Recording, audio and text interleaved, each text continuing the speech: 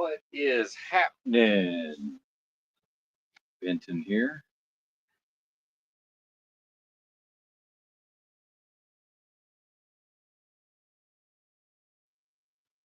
Right on time.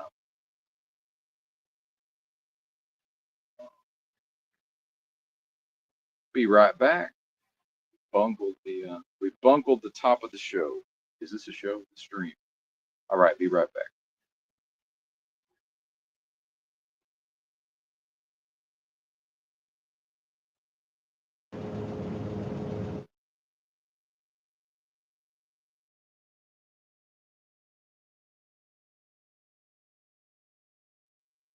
Mic check.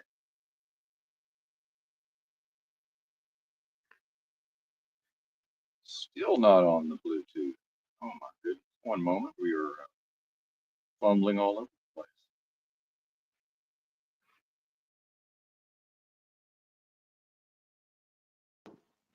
Fantastic.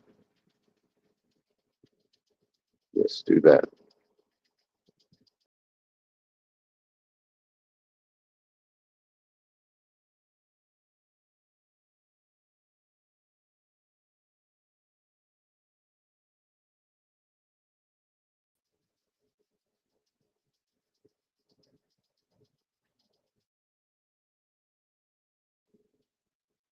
All right. Third tries a charm. That's my final answer. A perhaps ignominious beginning to the live stream. What's happening, people? Let's go ahead and say our oh, man. Say our affirmations. The most super intelligent force of love possible at the highest level is my shepherd. I shall not want, unless I choose to, via improperly identifying, of course. But then again, the Lord is my shepherd would imply that, assuming I am properly identified within myself with my own true nature, there can be no wanting. The most super intelligent force of love possible at the highest levels of vibrational frequency. It's got it all, baby. What can it want?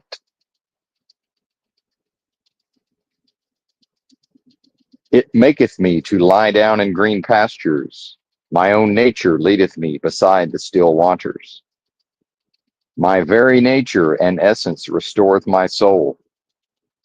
My very essence and soul leadeth me in the paths of righteousness for its name's sake. Yea, though I walk through the valley of the shadow of death, I am not able to fear evil when properly identified.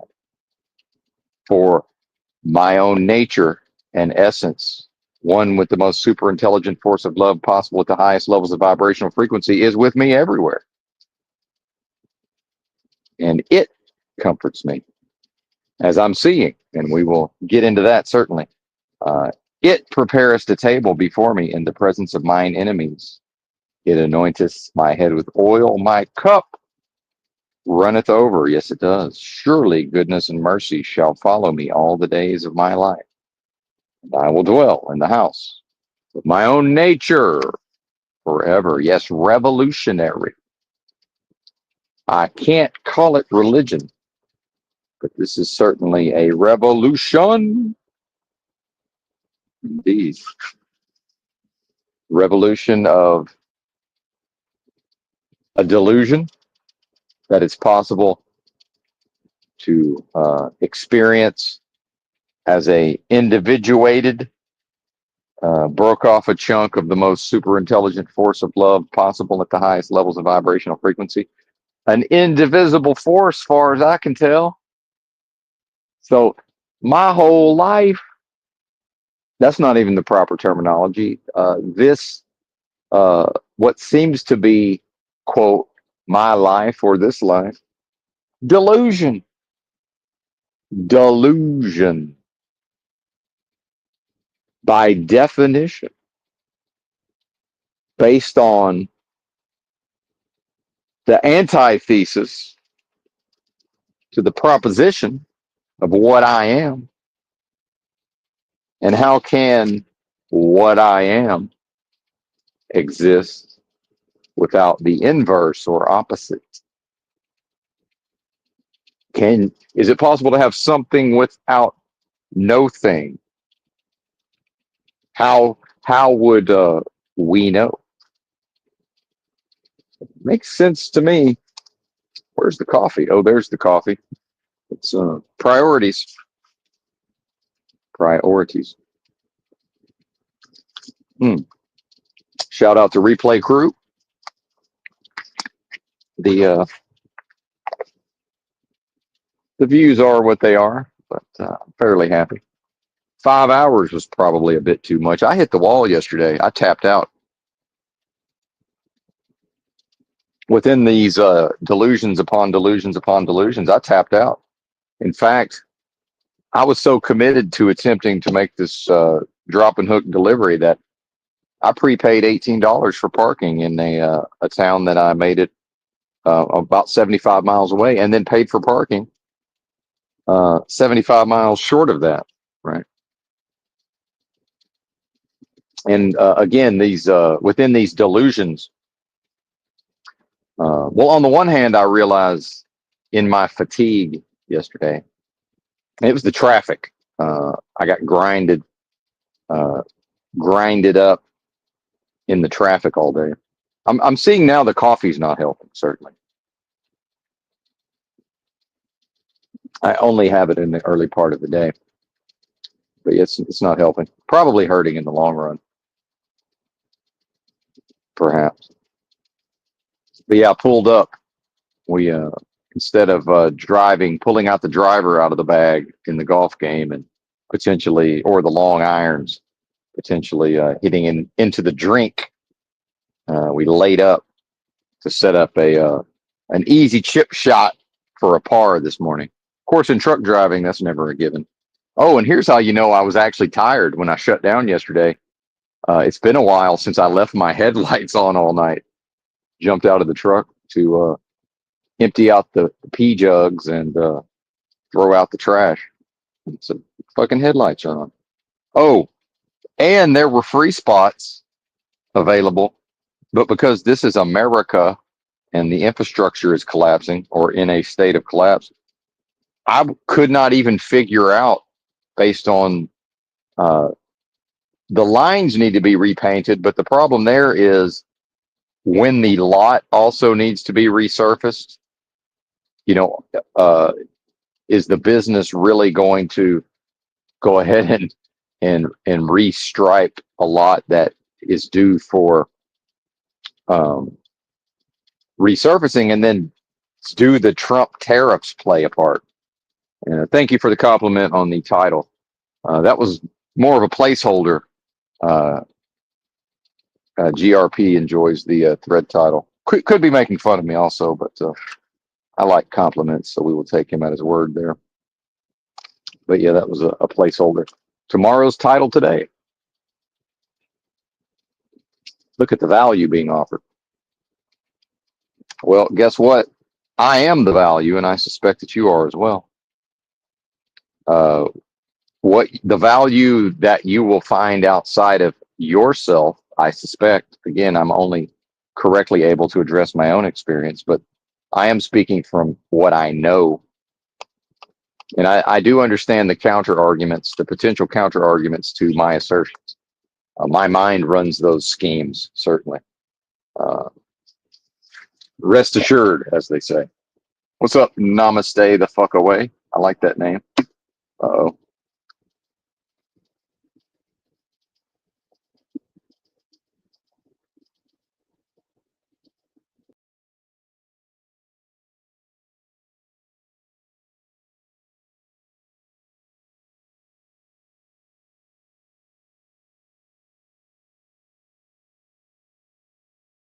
My apologies. For some reason, I believed I would be able to pick up the phone without exiting StreamYard. Nearly impossible. Hmm. And in the past, especially when I was, more engaged in truck driving in the context of physical illness, and it was a constant battle and war physically. And then not properly identified back then within myself. Way more stress, struggle, a lot of taking things personally, right? But how can a delusion, or more correctly, delusion within delusion within delusion, that can't be personal, can it? I don't believe so.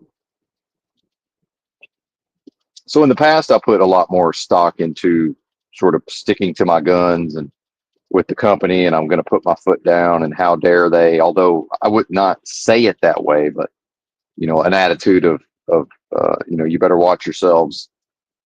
Power games. Let's just call it what it was, power games. And what I'm seeing with this company is, and probably this is, within society, the Machiavellian 48 laws of power type shit. Like, that's always been a thing. But look, by the way, with social media and people having access to these concepts, you know, um, look at how many of these poppycock notions have been uptaken by, the slightly, the people of the general public who have an ability to, perhaps examine a new idea well enough to integrate it, right? Uh, there's a lot of folks who have some measure of ability to take in data, whether it's by watching TikTok videos or reading books, right? And then perhaps to be able to act on a lot of these things, psychological games, psychological warfare. My thing has always been, learn the rules, to be able to break the rules in a way. So that my version of breaking the rules is, the company or the facilities that I go to, um, they just kind of do whatever they do at this point. Uh, and I properly identify within myself. Obviously, that's not something I can explain to them, nor would I try. Interestingly, at an earlier stage in my development, I certainly would have attempted to, well, actually, what's going on here is a result of, in fact, this is all a delusion, right? As if it were possible to coach them up in the moment, foolishness, my own foolishness of the past. And here I am sipping coffee out of a coffee machine with three different whole bean hoppers, and I have no way of knowing if this is caffeinated. It feels caffeinated, but who knows? Almost certain that I inadvertently, through no fault of my own, drank coffee that was decaf. But and then the possibility of vice versa, like later in the day, I might say, well, I could have some decaf, but then do I trust this machine to give me the decaffeinated? I do not. Why would the people that work at these places give a fuck? Put put the fries in the bag, little bro. Put the whole beans in the hopper, old man. At these truck stops, a lot of the time, early in the morning. Old men, old broken down men, and then here comes Benton bebopping through the door, like a teeny bopper almost. It's a trip, but yeah. Back to the parking. I paid $18, and then right across from me, because of the parking lot not being properly striped or paved, I was unable to determine that that is in fact a free parking spot directly across from me. It wasn't until someone else parked there and I went to empty out the jugs, and I looked down and said, you know what? There is a hint of a stripe there. I could have parked here for free.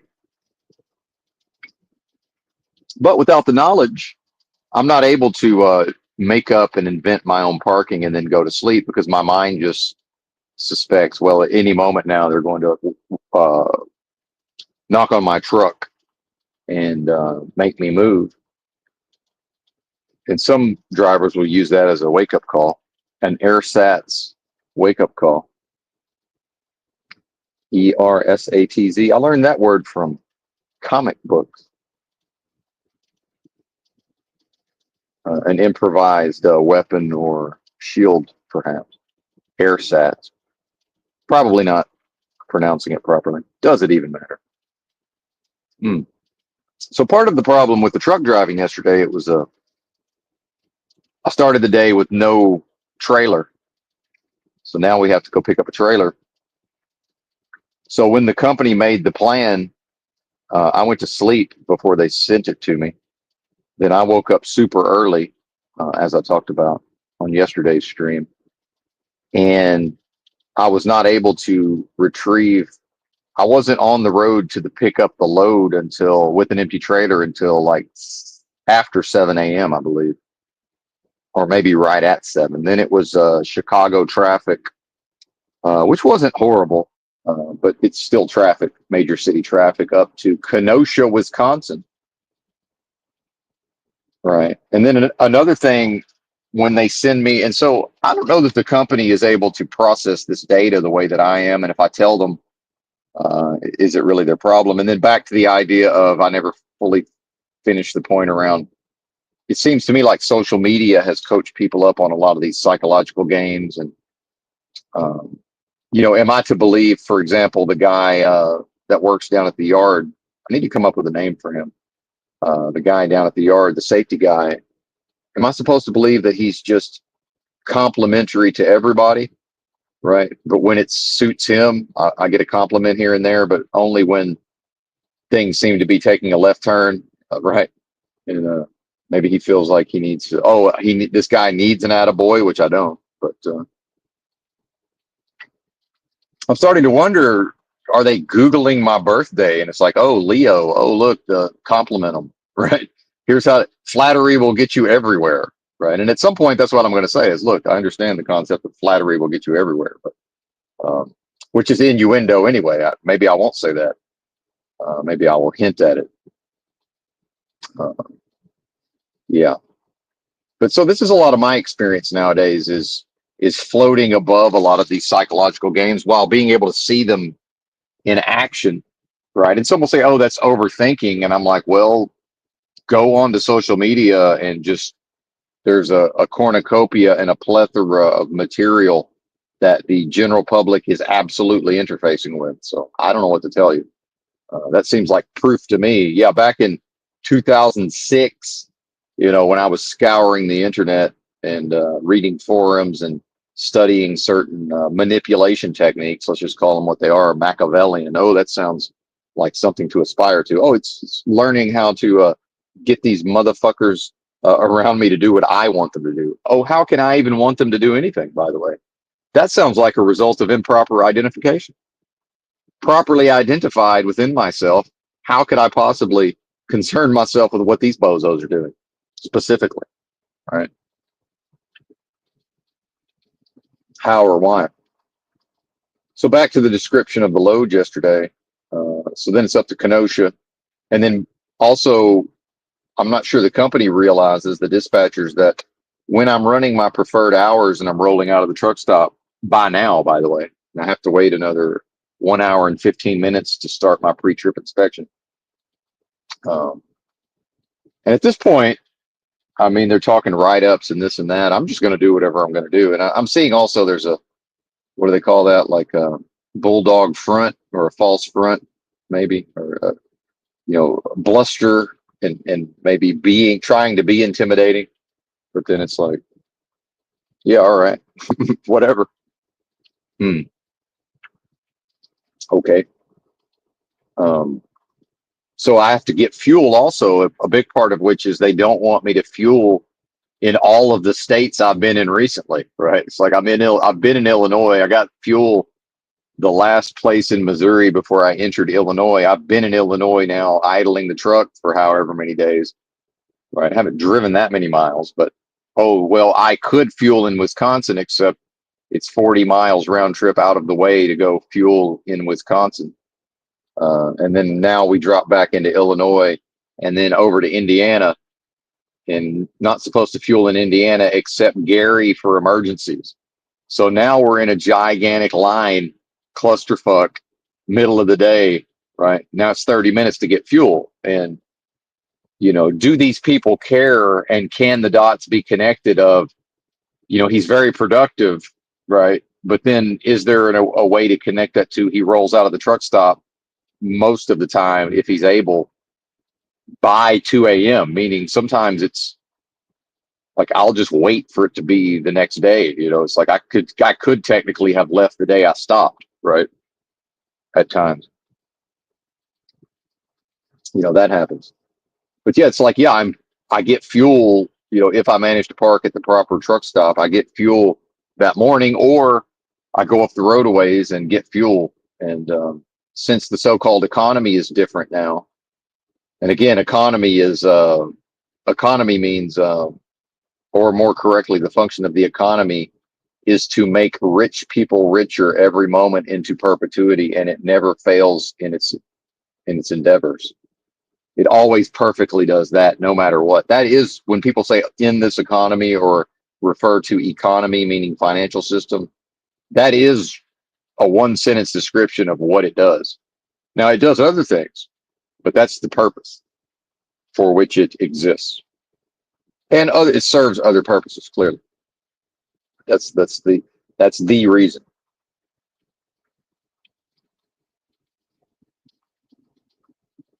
I mean, even the notion of free market economics, but it's like, yeah, but we're wage slaves. So is free market economics, if that was even a thing or possible, is that really going to benefit the proletariat? We're wage slaving down here, partner. No, they don't. And evac, it's nickel and it's nickel and diming of the driver. See, if I pitch a fit here and there, they will offer to pay for parking, but then they will forget until I remind them. And see, my strategy in truck driving. Good to see you, sir. My strategy in truck driving is I just do my job, and I accept my paycheck, and I'm not the detention department. See, I don't believe for a second that I'm at a shipper or receiver for 6 hours and they just don't know that their truck is being detained.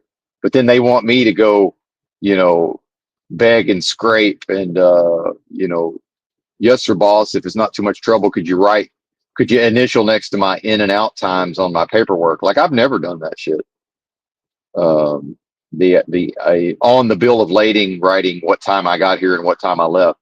Right. I never do that. Even when they know I've been there a long time, they're like, yeah, make sure to get your times on your bill of lading. Okay, sure. I never.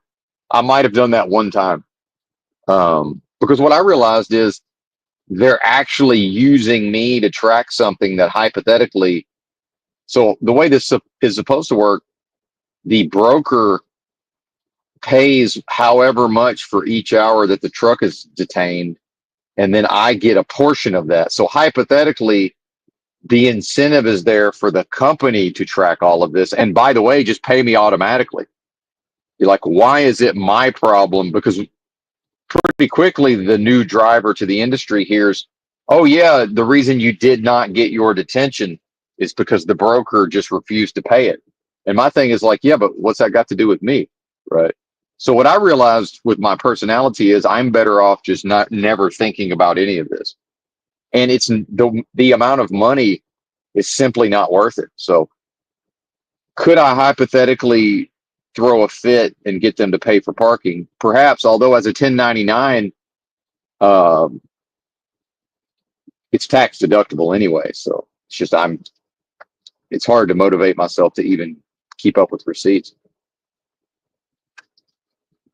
But I hear what you're saying. And then, and not to pick on evac, but back to the idea of proper identification. And I'm just having a thought. I'm not picking on anybody. Uh, I'm picking on the realm and perhaps just human psychology. Yeah, just my opinion, right, is that a lot of these questions and curiosities are connected to a notion of what our psychology is telling us individually, perhaps at times. A lot of caveats there, that America is supposed to be, right? And now you get back to economics. When I went into the truck driving industry in 2018, there was a big push, and this is probably because it was the period just before the fake pandemic. So surely these large corporations would have understood, well, something's coming, and these are the preparations we're making, right? That was a big hiring. I got an $8,000 bonus, for completing an entire year of service as a new driver service, but for remaining on the job.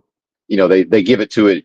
They give it in bits and pieces, but eventually I got it. Of course, Uncle Sam, the bankers kept about half of it for interest on the debt, lest we forget. But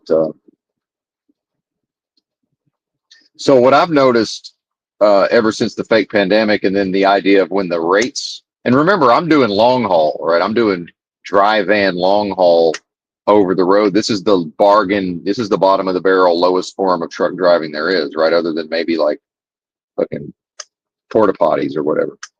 As far as, there's a lot of other forms of long haul that are way more, they pay more. So what I noticed in dry van and reefer, which is, basically they both suck, right? Is that as soon as the rates went into the toilet, the companies began to nickel and dime the driver. But when it was 2018, 2019, and, especially during the fake pandemic, like they couldn't really do anything as far as nickel and diming me. Like technically I was supposed to get layover pay, I'm pretty sure, because I went a whole 24 hours without being under a load, right? With my second company, and I think my first company, I would go on the Qualcomm and just send a macro that says, "Hey, I've been laid over for 24 hours. Give me my money," and then they would just pay it. I mean, that all appears to be over with, as far as I can tell. So, I suspect psychologically a lot of this is tied into a notion of, uh, a morality around America, and a Cold War notion of the USSR is immoral to the core, which then would confer onto America that, look at capitalism, you have all these choices. So it's actually, now that I'm seeing it, that's also an antithesis or an opposite or an inverse, like I've been talking about with the thesis, the most super intelligent force of love possible at the highest levels of vibrational energy, as a thesis or proposition. And then this realm, the delusion, is a result of the antithesis. I'm also seeing that in the Cold War propaganda, again, that subtle, like sublime layer of, first we define exactly what, we meaning the system. Moloch's machine says, okay, there's Russians, there's commies across the pond. They want you all dead. And here are their characteristics. So now you are the opposite of all of that. And we together are the opposite of all of that. They have bread lines and they only have one kind of breakfast cereal or whatever. We go to your grocery store and just look at the wonders, right? All of these notions that, again, are programmed and actually built directly into the psychology, especially by the time someone came along in 1975, like I did. So what I'm seeing is part of, again, delusion upon delusion, fractalized delusion. Many folks are actually doing all of this to themselves. What's up, Sherelle? Good to see you. And I'm not able to read the chat right now. My apologies, or I'll allow myself to get too distracted. And thank you for the comments, much appreciated. Perhaps I'll go back and look at them in a bit. And again, I'm playing a hunch here, evac, but the idea of, well, and it sounds bad, right? Like when we're talking about having to pay for parking, a lot of drivers are just like, that's insane. I'll never pay for parking. That's fine. I'm not good at parking. Like when it gets late in the day, this is one of the reasons. Once I made it through my first year of truck driving, my next company was like, "Hey, have you considered the benefits of starting out about midnight?" Right, and it was pitched to me based on, our dispatchers will be able to work with that. I was running from Dallas Fort Worth to the Northeast on multi-day runs, like 3-day runs, and then either back directly to Dallas Fort Worth, or maybe 2 loads, a load from the Northeast to Atlanta and then another load from Atlanta to Dallas Fort Worth. Either way, it was set up to really almost always be able to run my clock that way. And then the only real hitch would be if I chose home time, sort of maneuvering things to get back into the flow of things based on my schedule, right? And I would intentionally park early some of the time just to stay on my preferred schedule. And the longer runs afforded that, right? There was a way to do that. What we're seeing now is, and back then, just in time freight was a thing, right? But if you look at the way an industry operates competitively, you know, initially it's going to be service based, right? Just in time, JIT.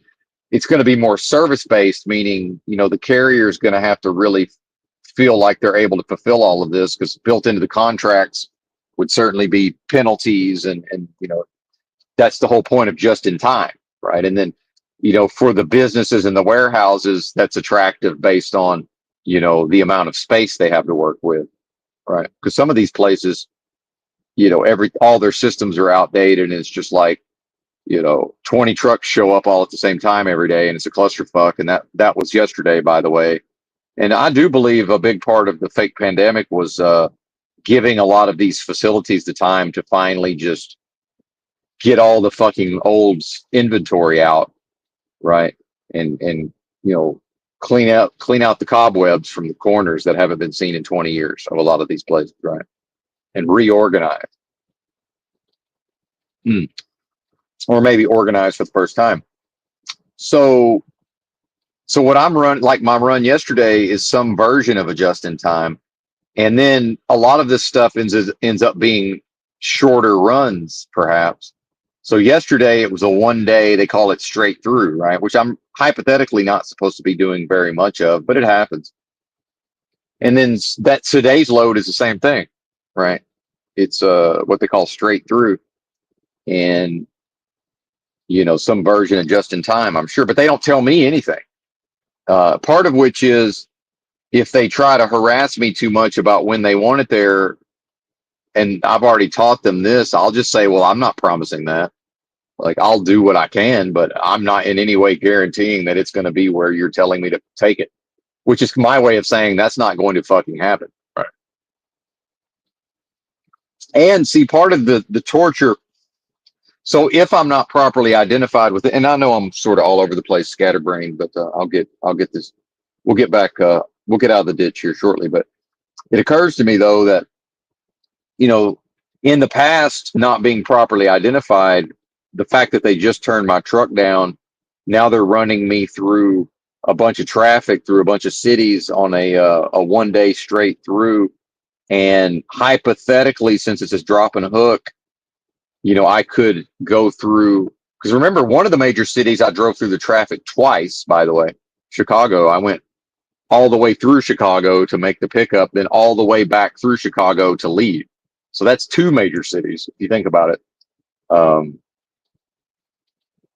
And they might have, if it had been a different load, they would have sent me into Milwaukee, right? Which is, it's not too bad, but there can be traffic. It's not horrible. But then I went through Indianapolis, which had a lot of slowdowns in construction. And there's multiple routes, but it's like they're all bad as far as I can tell.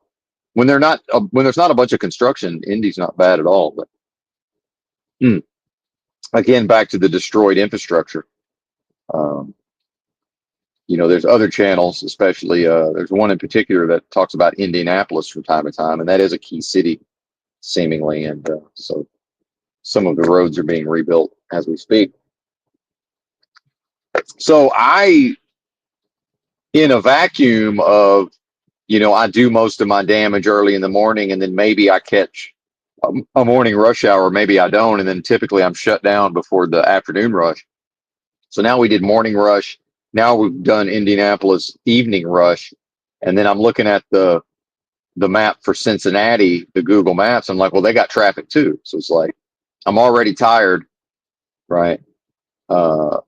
They seem to want me to hurry, but they're never going to tell me that, right? Because now we get into liabilities where, God forbid, there's an accident, and then later on there's a deposition or whatever. They can't have proof that they're trying to hustle me up, right? So they can, on the phone, they can hint around and suggest things, but I can then always just say, hey, can you put that in writing? Right. Like, so once I start saying, and I set the stage earlier in the day, I was like, yeah, that's the time I start to get tired in the evenings. Right. Because remember, in a vacuum, if it was just normal driving and normal traffic, right, with a little bit of rush hour, it'd have been completely fine. Um, so in the past, improperly identified, I would have taken all of this very personally. Uh, within a week of them turning my truck down, now here I am expected to haul ass and get this done, right? And this is the hilarious part, is early in the day, I'm telling them, because now we're negotiating, right? It's a negotiation. So now I'm telling them, and I don't even know, is it a drop and hook? Because they're strategically keeping me in the dark. So I'm just finally like, hey, is this a live unload? Or because if it's a live unload, I'm not even going today. It's like, nah, I'm going in the morning. But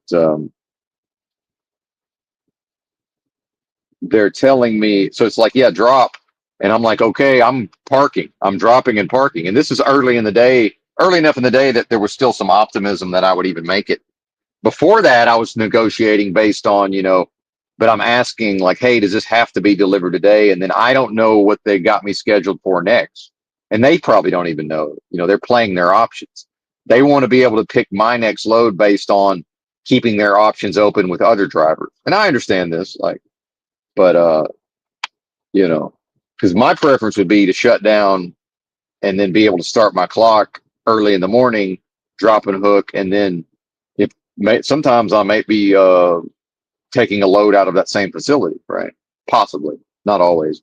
Well, actually, rarely, but it's possible. And then the company has a couple of drop yards in the area with loaded trailers most of the time. And I know a lot of drivers will become entitled and just sort of expect, when they're in a certain area, they're just going to expect to drop bobtail to the company yard, hook up to a loaded trailer, and roll out of town. Right? It's not my style. If there's a certain amount of unattractive work, everybody should do their share, right? Should. And all I control is that I'll do my share, and if other people, bitch and moan, and the squeaky wheel gets the grease, I mean, that's got nothing to do with me. But then eventually, I hope y'all aren't bashing Gen Z, because they're way better than us in specific ways I can express. And feel free to bash Gen Z, Sherelle. But I love that, actually, but only if we go under the context of all generations are equally bad. Gen X is absolutely a horrific nightmare trash of a generation. Guess what? So is Gen X. Guess what? So are millennials. Guess what? So are the boomers. Guess what? So was the so-called greatest generation and the silent generation. They're all the ones that are left anyway. They're all nightmare train wrecks. So as long as we're willing to say that, yes, absolutely, Gen Z is a fucking nightmare, so is Gen X, and so are the boomers. And it's equal. My generation is just as bad as the Gen Z, just in different ways. So it's different flavors, right? It's different flavors of horrors. It's different. It's a different horror. And the specific superiority that Gen Z shows is they know out of the gate that there's no honor in busting one's ass to make rich people richer. That's the lie that boomers and Gen X, we just swallowed that hook, line, and sinker. Go out here, work your fingers to the bone. It's a moral imperative. How you view yourself, how the community views you is a lot of it's based on productivity, being productive, serving capitalism, serving fat cats, serving corporations. Even the idea of our corporations as a country, what are you talking about? Like, that's crazy. So Gen Z is vastly superior to Gen X, and millennials have their own version of this, but Gen Z is embodying it. Yeah, you can maybe compel Gen Z to physically show up at the corporation. You're not getting a pound of flesh out of them. It's simply not going to happen. I respect it, by the way. I respect it, because there can never be any honor in hard work. It can never be virtuous to work hard to make an already rich entity richer. That can never be a virtue. And because Americans, and we can blame a generation, by the way. If we're going to blame generations, who let corporations take everything over, right? So when these ignorant people in backwaters of Alabama complain about the immigrants and taking all the jobs and driving down the wages, I'm like, well, yeah, in a way you're correct, but why are the immigrants here? It's because corporations, competition is a sin. Corporations will not compete with each other for the price of labor, meaning it will not be allowed to go up. Corporations will set the wage, and the work will be performed under conditions set forth by the corporation, prescribed by the corporation. So the corporations will do whatever it takes to make that happen, meaning if the corporations get the lay of the land and say, we need to bring 40 million people here so that maybe 10 million can be employable and serve corporations, and then they partner with the government, the corporations partner with the government, and the government says, well, actually, in order for the bankers to continue paying themselves first with the interest on the national debt, because that's what bankers do, like rich dad, poor dad, pay yourself first. Bankers never don't pay themselves first. That's banking, by the way. If anybody wants to know, the key principle of banking is we pay ourselves first no matter what happens. Period. End of story. So much so that eventually led to Too Big to Fail, and the fucking taxpayers paid to keep the banks in business. And people are like, oh yeah, socialism is bad. Well, I can't think of anything more socialist than bailing out the motherfucking banks. What are you talking about? Right? What are you talking about? And this is, and I'm not picking on Sherelle. I hope it doesn't feel that way, Sherelle, but the fact is, we've got a lot of Americans, and I run into them everywhere, who just, and it's going to sound like I'm accusing Sherelle of this, but again, I'm reacting to things in my memories. I'm reacting to what I interface with, and see these ideas again because I'm improperly identified. See, I'm identifying with these ideas just enough to talk about them. Right now, in this moment, I can choose to properly identify within myself. And then the meditation is I realize that I'm getting worked up over nothing. I'm getting worked up over a delusion, right? Now, part of me intellectually enjoys the exercise of, number one, showing off that, well, actually, I'm analyzing these phenomena in a different way. And now let me show you why you're wrong, by the way, or how you're wrong. Because, but already all I saw was Gen Z down there, and now I'm jumping to conclusions anyway, right? So ultimately it has nothing to do with Sherelle. Sherelle, I didn't even read your comment actually, so I hope you don't think this is directed at you, but it probably feels that way, and I get it.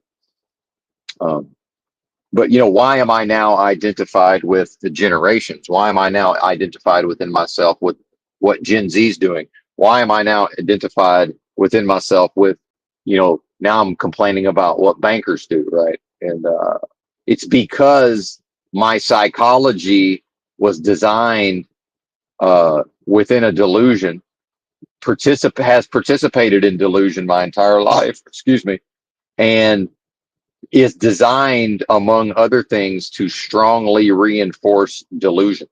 So for me, with the super high functioning retarded person / undiagnosed fake autism, as long as I'm highly accurate in my discourse, it's easy for me to use the accuracy. Oh, I never put my shipping. Yeah, what? That doesn't even seem possible. Anyway, I'm looking at my logs here. So, my get out of jail free card is that as long as I'm analyzing and then extrapolating and I'm highly accurate in what I'm espousing, then that's sort of my justification for going through this emotional process of, whatever that is, tension, stress, right? It's a particular time of the morning, the hormones are kicking in as far as the stress hormones anyway. I'm tired. I don't even like to think that way, but so I'm not tired. The body's tired to some extent. I can't be tired. What I am can never experience that. What I am can never experience the stress so it's a delusion. See, I'm experiencing a delusion right now based on temporarily incorrectly identifying with the banking system, the generations, and whatever else I was on about. And I know it makes for a good rant, right? Hmm. Meanwhile, Sherelle, what is the motivation? The motivation is this notion that if people were willing to deal with circumstances of the delusion, right? The circumstances of the delusion that is this realm, which is actually fractalized delusion, right? An entire realm predicated upon delusion and a specific delusion that I won't repeat right now. I've gone over it enough times, but I will go over it again. Hmm. So the banking system is a delusion, right? The idea of economy is a delusion. The idea of a generation is a delusion. These are all delusions. Um, and so, but you see how my inclination within my own psychology is to reframe the assertion and to run it through the gamut of proper context to show the person, well, actually, you, not you, Sherelle, but the person who would make some of these assertions, it's like a knee jerk, like nobody wants to work anymore, or like, well, look at Gen Z, they're doing this. Yeah, they're a product of the people that came before them. How could they do anything else? Right. They are a product of delusion after delusion after delusion after delusion. They've entered into a realm of delusion, right? They are experiencing the realm almost entirely based upon delusion, and that was the case for their parents and their parents' parents and their see and on and on and on and on. So how can entire bloodlines who've only ever who've been birthed generation after generation into a an overarching delusion comprised of smaller delusions, the Russian nesting dolls of delusions, right? And experiencing delusion via delusion, by the way. So how does any of that make any sense? Like it doesn't. So no, I'm a fool. So here's my foolishness in failing to properly identify for about 120 seconds. I'm now feeling what's going on in my physiology based on, you know, uh, what was already present upon awakening in conjunction with what the brief experience of whatever that is, anger, animosity, resentment, you know, when interfacing with these ideas, right? Because at the end of the day, we are not going to dissolve delusion, and we meaning individual humans are not going to come together and uh, rearrange the deck chairs on the Titanic metaphorically within delusion, and then look, the circumstances of the delusion are different, meaning, oh, here's one way that the deck chairs could be rearranged. What if we could get Gen Z to be different? That's a delusion, by the way. You can't. Gen Z is the way Gen Z is because that's the way Gen Z has to be within Moloch's machine. So there's your answer. Why? So, but Gen Z's this, and see that also implies, well, if Gen Z's deck chair on the Titanic was over here instead of over there, then these other puzzle pieces, and I'm mixing metaphors, but then these other chairs could be slid over there, and then that would allow me to lay back and relax for a time. That's just simply illogical, right? So here's what's bothering me, Sherelle. And again, it's not to pick on Sherelle. It's mainly I saw her name, so which isn't even her name in the chat. Snowfire. What I'm allowing to bother me by improperly identifying within myself is it bothers me to go live on. I allow it to bother me to go live on the internet because I would want more for an individual. I would want, but see, this is a desire, right? So what? Things are how they are, sir. So I'm actually being hypocritical of my own ideas here, right? I'm actually being hypocritical in a way here, but um, you know, I find it repulsive and repugnant, just like when I talk about certain topics around hygiene or feet or certain things that people consider gross. It's repellent right? None of that is repellent to me. I'm less grossed out. What repels me to a much higher degree than almost all of you is these notions of having a mind, having a brain, and having the potential to access logic and just for whatever reason being unable or unwilling to do so. Right. And again, question everything, but then also uptake ideas from social media or your peer groups and just go repeat them about how well Gen Z does this. And then, nobody wants to work anymore. Right. What I would question is not why don't people want to work? Why did you want to work, or did you want to work? Because now that I'm near 50, I had an actual conversation with a lady at a truck stop based in part upon her saying that to me, nobody wants to work anymore. And then we both, she brought up about how hard she assumed I worked, when I was Gen Z or the millennials age that they are now. And I'm like, oh yeah, of course. Like it's just taken for granted that we both busted our asses. And so now what did we bust our ass for? For for too big to fail banks, for 1.15 trillion in taxpayer dollars to go towards the debt last year. Right. And that's why nobody can talk to me about any of this stuff, for interest on the debt, rather. Not it took nothing off the debt. Right. Nobody can talk to me about any of these topics because I'll just immediately say, hey, what about this 1.15 trillion last year? And wait till it's 1.5 this year. Wait till it's 1.5 this year. Right. I'm guessing 1.33 minimum, could end up being 1.5. And again, these bankers, they do not do anything but pay themselves first. Contractually, these banks are entitled to that money.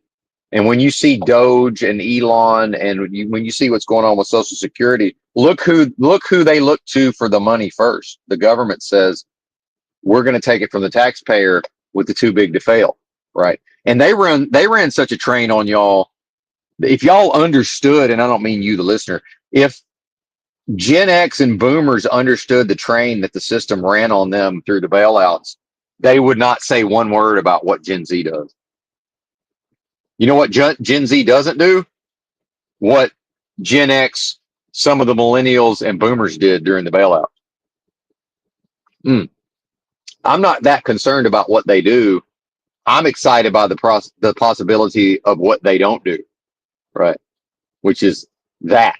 And so the system ran such a train on the people, and the people see, and again, back to what I'm talking about with, it's not an intellectual capacity. It's people refusing to put in the hard work and the time to figure out what's happening or has happened. So here's what happened. Okay. And I'm going to break people of this notion of even bringing up things to me like generations or the economy or the tariffs. Here's what y'all put up with. And I'm included in the y'all. Here's what the people put up with. Okay. One day I woke up and I happened to have cable television and all the news channels. I'm going to tell this whole story. We got time. All the news channels, all three of them said they had a talking head CIA agent, in retrospect, saying if the American people do not pass the bailouts, businesses will not be able to have access to the loans they need to pay their workers. Now, Benton knew just enough about business to say, well, I understand that it's common for businesses to access short-term credit, longer-term credit, for cash flow purposes. This is normal, right? This is a part of business and accounting. I get this, but it's an obvious fear tactic, right? It was an obvious fear tactic because what type of failure of a business is not going to be able to meet payroll this week without loans? Now, yeah, that's a thing, right? But that's a business who's going out of that. They're going out of business in that case, right? Which so the banking system was in fact going out of business at that time, unless what happened. So here's what happened. So when I saw a different CIA agent simultaneously on the major networks, CNN, Fox, and I guess MSNBC. I said, okay, and saying the exact same thing. I said, okay, something's going on here. And then simultaneously, I internalized.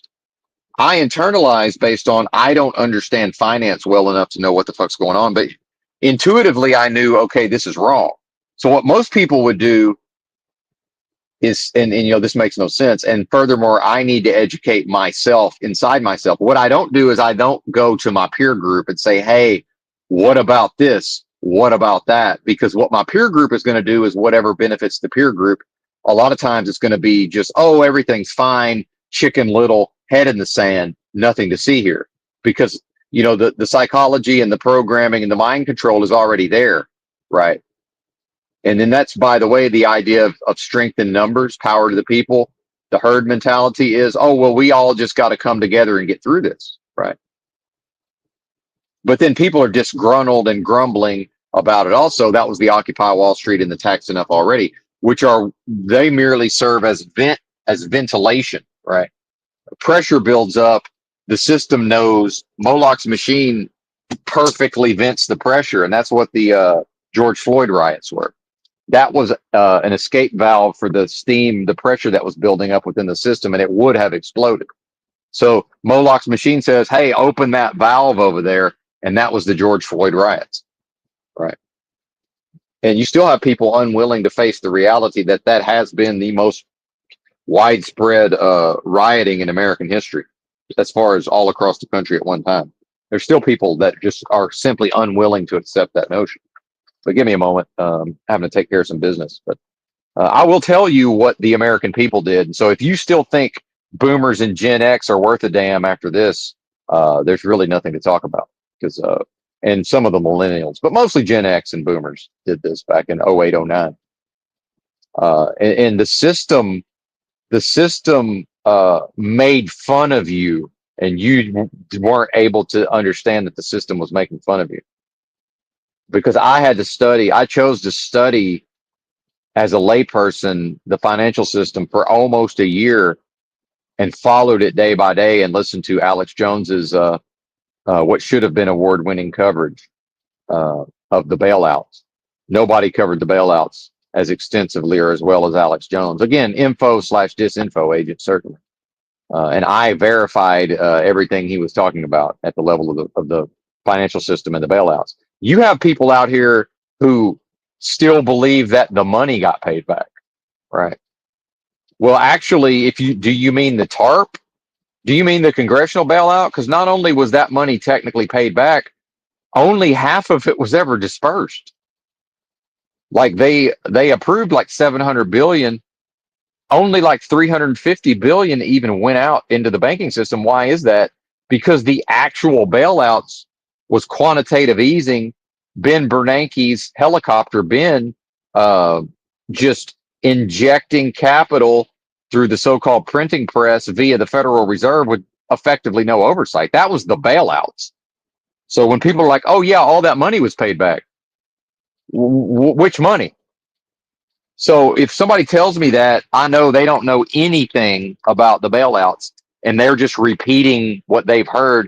Why? Because they go to their peer groups. They go to whatever's programming their mind and they conform to that in order to fit into society, in order to socially get through the day. That's their motivation. The system says, well, it's a financial system. We pay ourselves first. And the commoner says, well, when the shit hits the fan and we're told it's a crisis, we go to our peer groups and they instruct us on how to feel about it. And the talking heads teach the people how to react emotionally, right?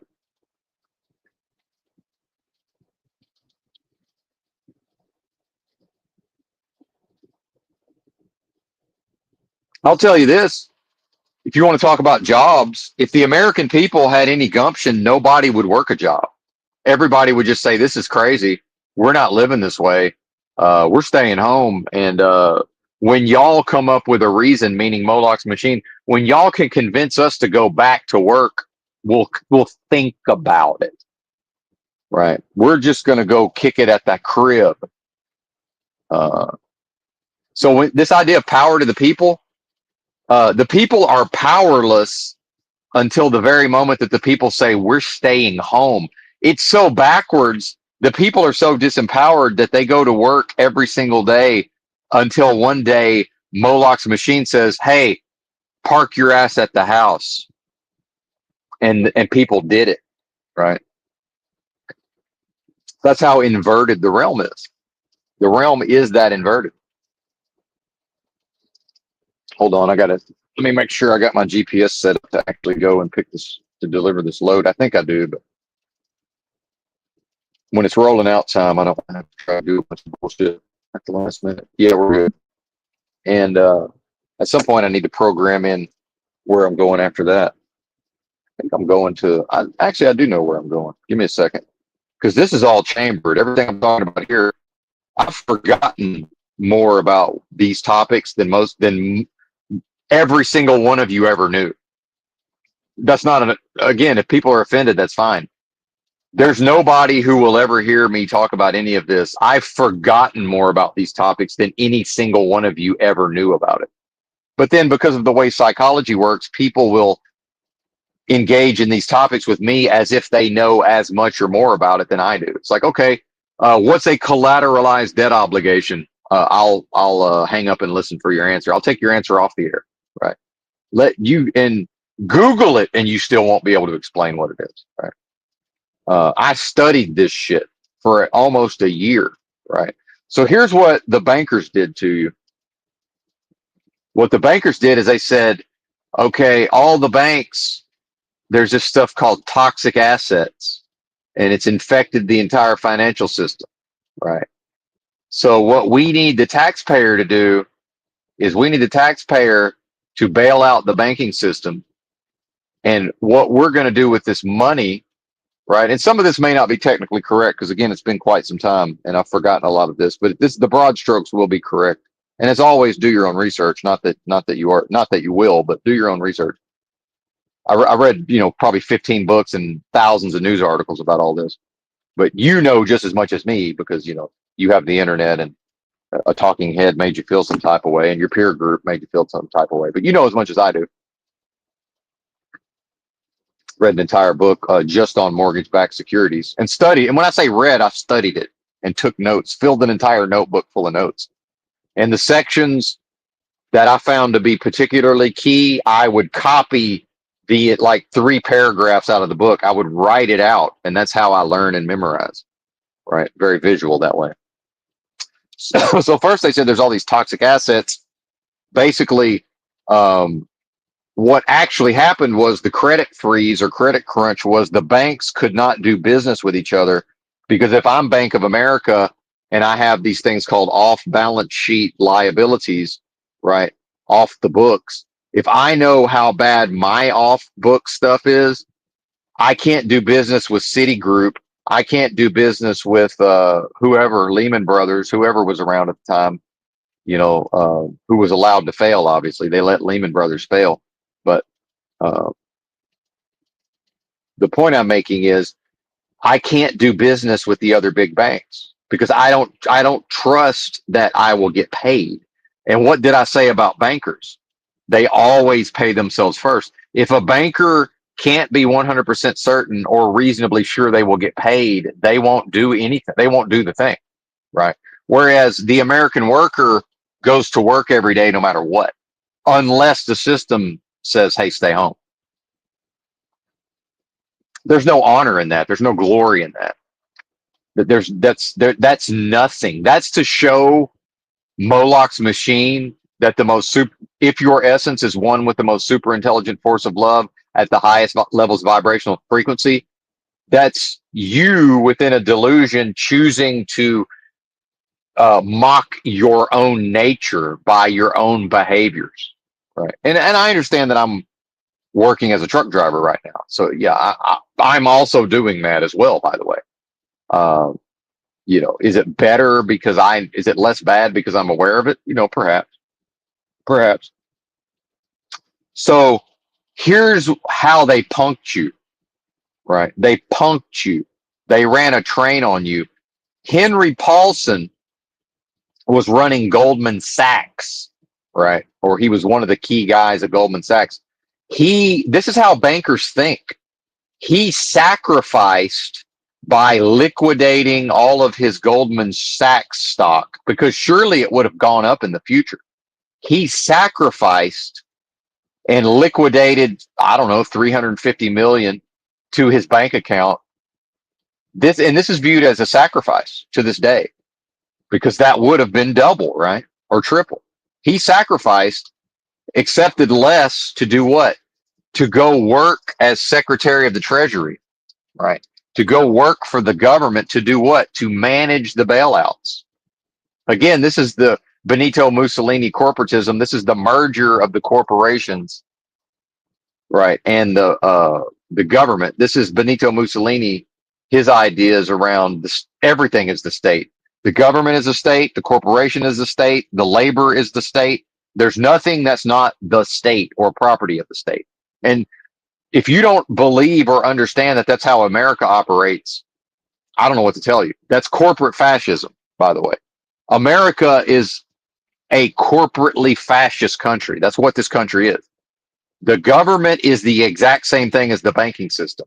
The banking system is the exact same thing as Walmart. Walmart is the government. Amazon is the government. It's all one thing, right? And the more people begin to see it that way, it's better for the individual, because they don't fall for all this bullshit, right, as easily or as readily, right? So Henry Paulson goes into the government, right? And after the bailouts pass through the Congress, they hold a dog and pony show of a press conference, and the reporter who's in on the whole thing says, okay, now that the TARP, troubled asset, right, troubled asset reallocation program, it's this idea that the government is going through, via the taxpayer, is going to assist the banks in unfucking their books so that they can begin to do business with each other, which means credit. And the American people were threatened at the level of, there's not going to be any credit, right? Consumer credit, all of this. You can't get a home loan. You can't get a car loan. All of this. It's hysteria. It's time to become hysterical, right? And Americans are addicted to mortgages, especially at that time. That was the peak of your house as an ATM, right? That was the peak of that. Or it's actually the wave crested, and then that was, the wave rolled back at that time. Right, global financial crisis. So Henry Paulson, who, remember, he loves you so much, he sacrificed by liquidating his Goldman Sachs shares, falling on his sword and sacrificing himself because he loves you, right? And he loves America. So they hold the press conference where you get punked and they run a train on you, and so the reporter lobs him the softball, Henry Paulson, and you can go on YouTube and watch this somewhere. I'm sure it's still there. It would have to be. Because they want you to see that they're punking you. So the reporter's like, well, what kind of discount does the American people get for bailing out the banks through the troubled asset reallocation program? Meaning, hey, y'all just all spent a week telling us that there's all these toxic assets, and that was repeated ad nauseum: toxic assets, toxic assets, toxic assets. So now that you're in place and the bailouts are happening through the Congress. Remember, the Federal Reserve bailouts were happening the whole time. The week before the Congress passed the congressional bailout, $700 billion, going from memory, only about half of it was ever dispersed. When people say, oh, that money was paid back, that's what they mean. 970 something billion the week before that was injected through the Federal Reserve directly into banks, not all of which are American, by the way. Direct infusions of cash, because at that point, Bank of America said, I will do business with Citigroup. Citigroup said, I will do business with whatever. I'm somehow forgetting the names of the big banks right now. They said, okay, as long as the government just gives us a bunch of cash, we will then, otherwise, government, if you don't give us a bunch of cash, we won't do anything, because if I'm Bank of America, I know what my books look, and they don't say this part out loud, but what's in parentheses is, I know how bad my books are. I have to assume these other institutions' books are equally bad. I have to assume that, right? So Henry Paulson up there at the press conference, they're like, hey, what, basically more or less like, hey, I'm the reporter. What kind of discount do the American people get for bailing out the banks? Now, what's implied here is that, well, there was never negotiations. It was a hostage situation. And, if the American people were going to have negotiating power, it was before they agreed to bail out the banks. The moment the American people signed off on the taxpayer bailing out too big to fail banks, there's no negotiating, right? They pay themselves first. And here's how they paid themselves first. Henry Paulson, out of his own mouth, said, what are you talking about? Those aren't toxic assets. Those are AAA rated securities. And then just looked at you and said, yeah, I was behind you, sticking it up your metaphorical rear end for the last week, right? And couldn't shut the fuck up about toxic assets.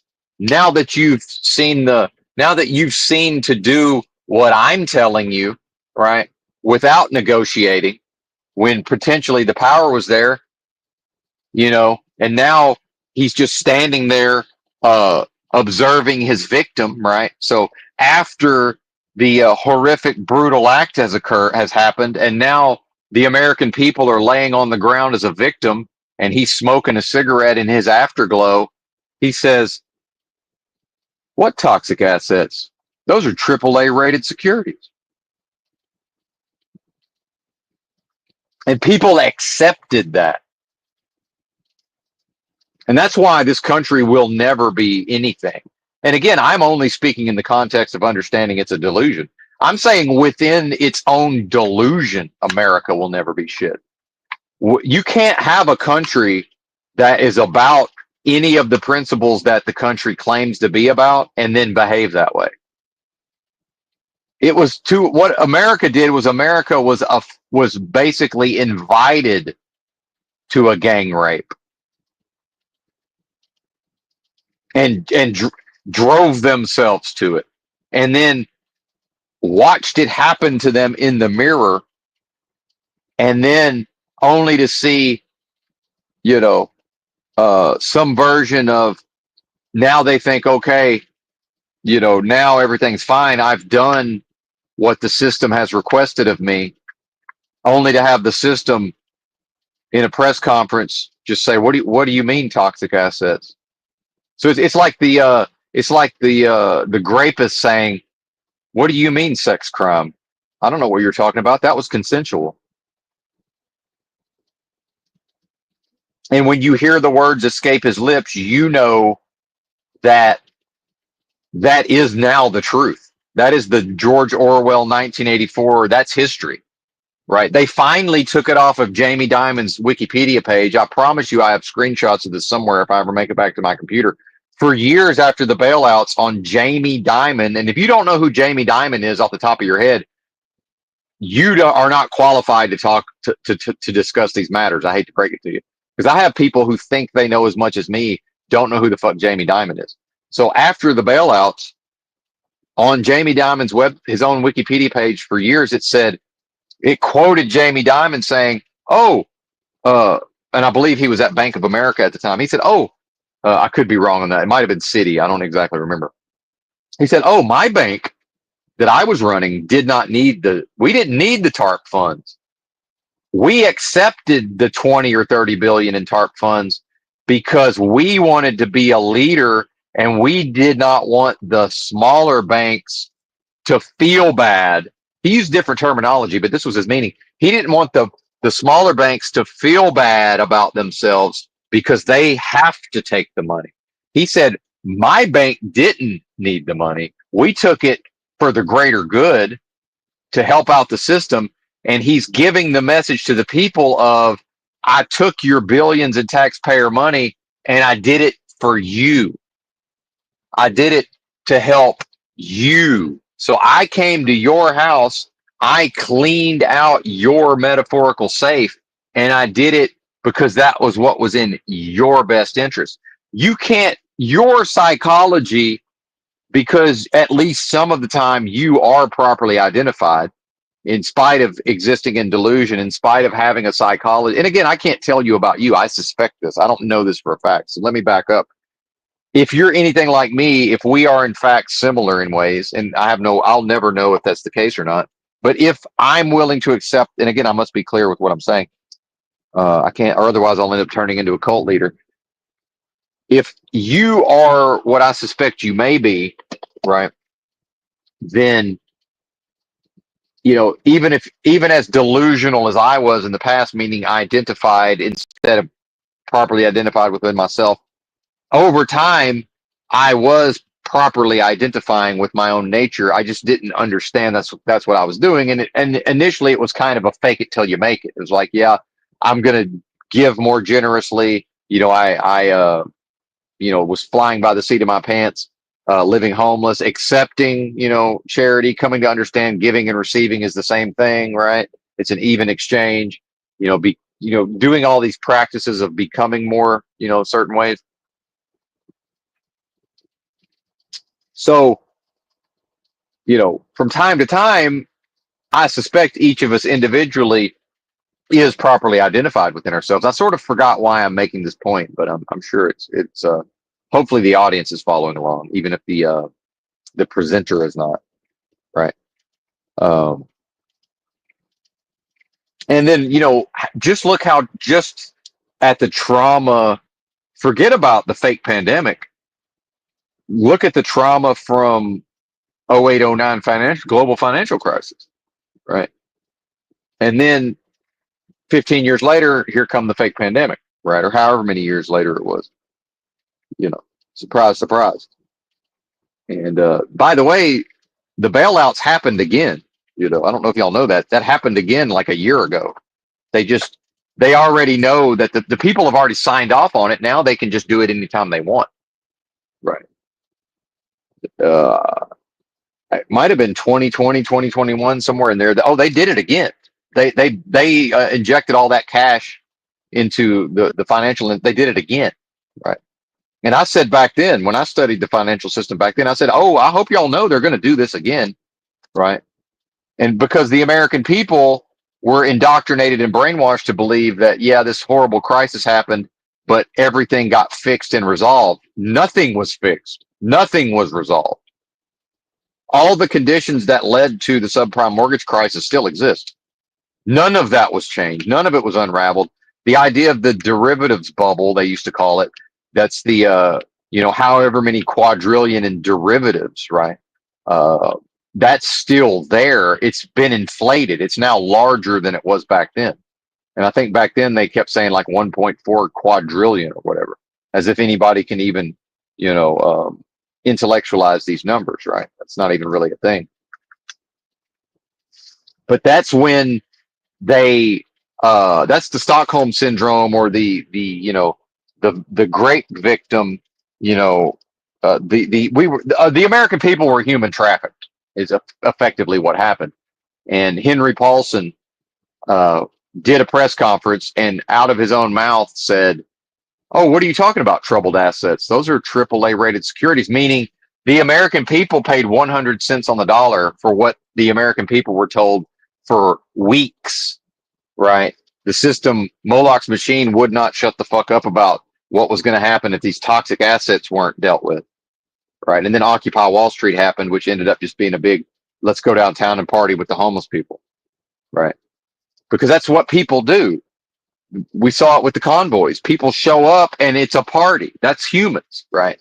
That's us. That's what we do. And it's not a bad thing, right? It's not a bad thing. That's just it turns into a festival.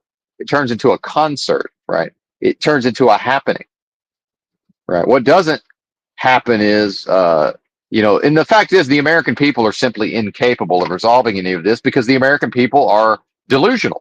The American people's psychology, in fact, is a byproduct of delusion, or not even a byproduct. So here's true knowledge, right? Here, when you hear me talk about true knowledge of self and this and that, it's my ability over time to fully accept that my very psychology is the result of delusion.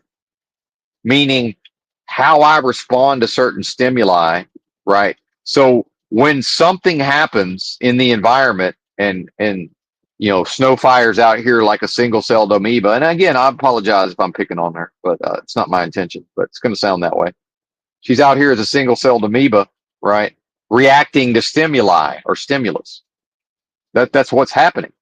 And so the person is just adrift, and now here comes a stimulus, and now here comes the response. Oh, well, if Gen Z wasn't this way, right?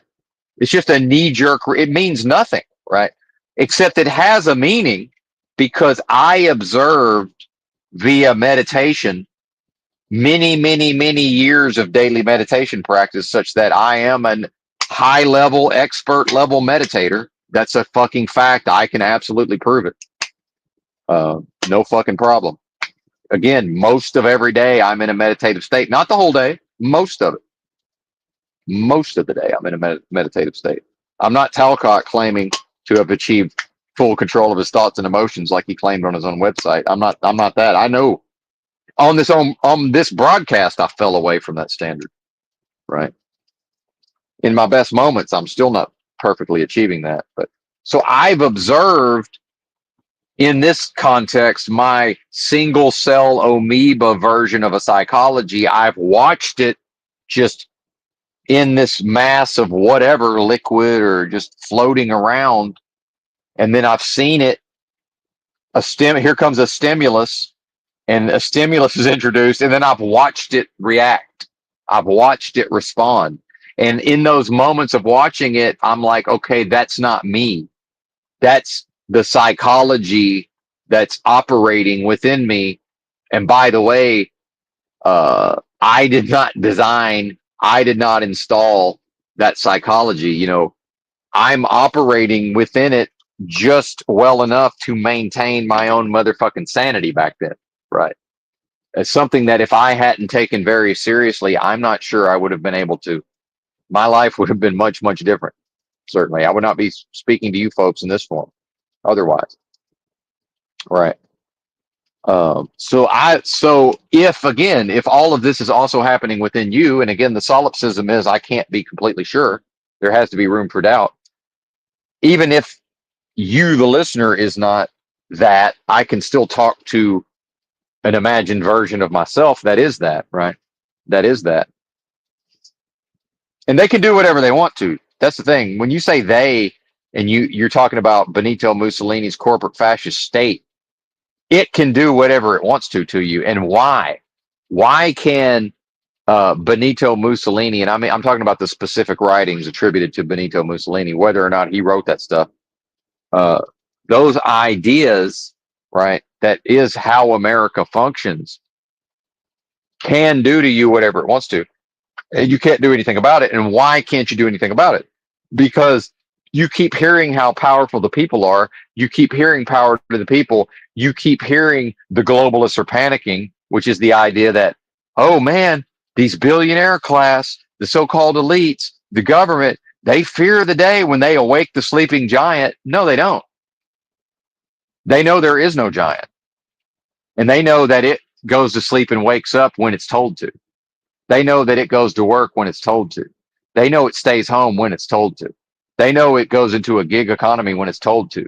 And on and on and on. It does what it's told to. It responds to stimulus. Period. It responds to stimulus based on specific parameters. The mass of American people may as well be a single-celled amoeba organism because it predictably responds to stimulus, and the system knows this. The system knows that it has achieved full psychological control of the populace. The people cannot revolt. They're not psychologically capable of it. The people cannot revolt psychologically. And then, by the way, if the people do revolt, it's Kaczynskiism. Shout out to the Unabomber. Those ideas, if he was a real person, he was one of the highest IQs on record. And he explains in excruciating, painful detail exactly why, if the people do rise up and overthrow within the system, that such overthrows will only ever reinforce and strengthen the system itself. So it will not ever serve the people. It will only ever serve the system itself. Moloch's machine is designed this way. It's designed to know exactly what to do with revolution. It's designed to know exactly what to do when the pressure builds up from a financial crisis or a fake pandemic. It knows how to deal with all of that almost perfectly, perhaps perfectly. Right. And that's what you exist in, and that's what you identify with the majority of the time. And I know that because up until very recently, I was continuing to strongly identify. And in fact, I managed to strongly identify with that delusion for about 120 seconds on this very broadcast.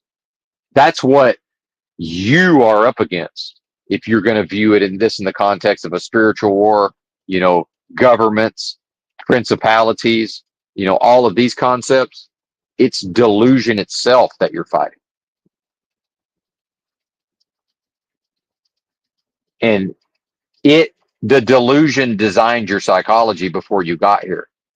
The moment you got here, the delusion began installing your psychology, right? And it said, hey, little Sherelle, we got these two people right here called your parents, and uh, we also designed their delusional psychology. And the moment they came out of their mama, you know, so it's a repeating of a process, right? So when little Sherelle Snow came out of her mama, and I don't know what her home life was or her parents were around, I have no idea. But assuming, you know, let's just talk about me. Little Benton comes out of his mama, and um, you know, here's a mother and a father, and the preparations were already there. So why were the preparations there? You know, people just assume, well, this is what life is. This is how you know, God, the most super intelligent force of love possible at the highest levels of vibrational energy. This is what he, now we're making it a human, right? A heavenly father. The heavenly father intelligently designed this realm uh, for you, and it was going to be wonderful. But then, hey, here came this deceiver, and here came this serpent, and he wrecked it all. Bullshit. Bullshit. The most super intelligent force of love possible at the highest levels of vibrational energy is not capable of choosing to design this place the way it is. This place is the way it is because it's a result of delusion. It's a result of a antithesis to a thesis. It's the delusional notion that an indivisible force that's powerful above all, the alpha and the omega, it's this realm is the delusion that it's possible to break off a little aspect of that indivisible force and send it to a place within a time, and to inhabit a physical realm. By the way, physical matter does not exist. It's all vibrating energy. My physical body does not exist. It's all vibrational energy. Oh, and it's vibrational energy within a delusion. And it's within a literal dream. It's literal. This is literally a dream, right? Uh, and I'm firmly on board with what Crazy Horse said, that this is the dream world, and the actual world, the real world, would have to then be the dream world, what we think of as the dream world, right? The spiritual world behind what? This projection or illusion, ILL, illusion. Well, how did this all come to exist? It doesn't exist. This place does not exist. It can't exist because it's based on the delusion, right? That the most super intelligent force of love possible at the highest levels of vibrational energy, which is indivisible, can't be divided. It's the delusion that we can break off a little chunk and then put it into a physical form, into a physical place, right? That's not possible. That can't happen, right? Now, why is it happening? Because that force is incapable of fearing what could result from exactly what I just described. That force, Jack and the Beanstalk style, right? Metaphorically, again, none of this existed or even exists at all. But Jack and the Beanstalk style, just bebopping around, being warned, hey, there's danger lurking around every corner, little boy. It's a big bad world. He can't experience that in the Jack and the Beanstalk story. He is so naive and perfect and innocent spiritually, and naive is not the right term. He can't conceptualize any of that. So that force was not capable of conceptualizing what would result from this delusion. So I don't know what happened where, other than this realm is a delusion created through the creative abilities of that force. And that's what people think they mean when they talk about intelligent design or the idea of a heavenly father or God. Well, guess what? The most super intelligent force of love possible at the highest levels of vibrational frequency, what it does create moment to moment can only be of an intelligent design. It's not capable of an unintelligent design. And that's you, by the way. That's you. Your creative force cannot be brought forth moment to moment in unintelligent ways. Now, what can happen is through the subversion of that creative force via Moloch's machine, which is operating this, what seems to be a place within this delusion, this waking dream, right? This is what's happening here, right? So the subversion of the creative force is what is creating and operating Moloch's machine on behalf of whom or what? On behalf of what? The antithesis or antichrist, right? The idea from the book of Job, hey, well, you've blessed him. Here's Jack and the Beanstalk. Here's Job in the Bible. Job was the blessing, right? Jack and the Beanstalk, he is the blessing.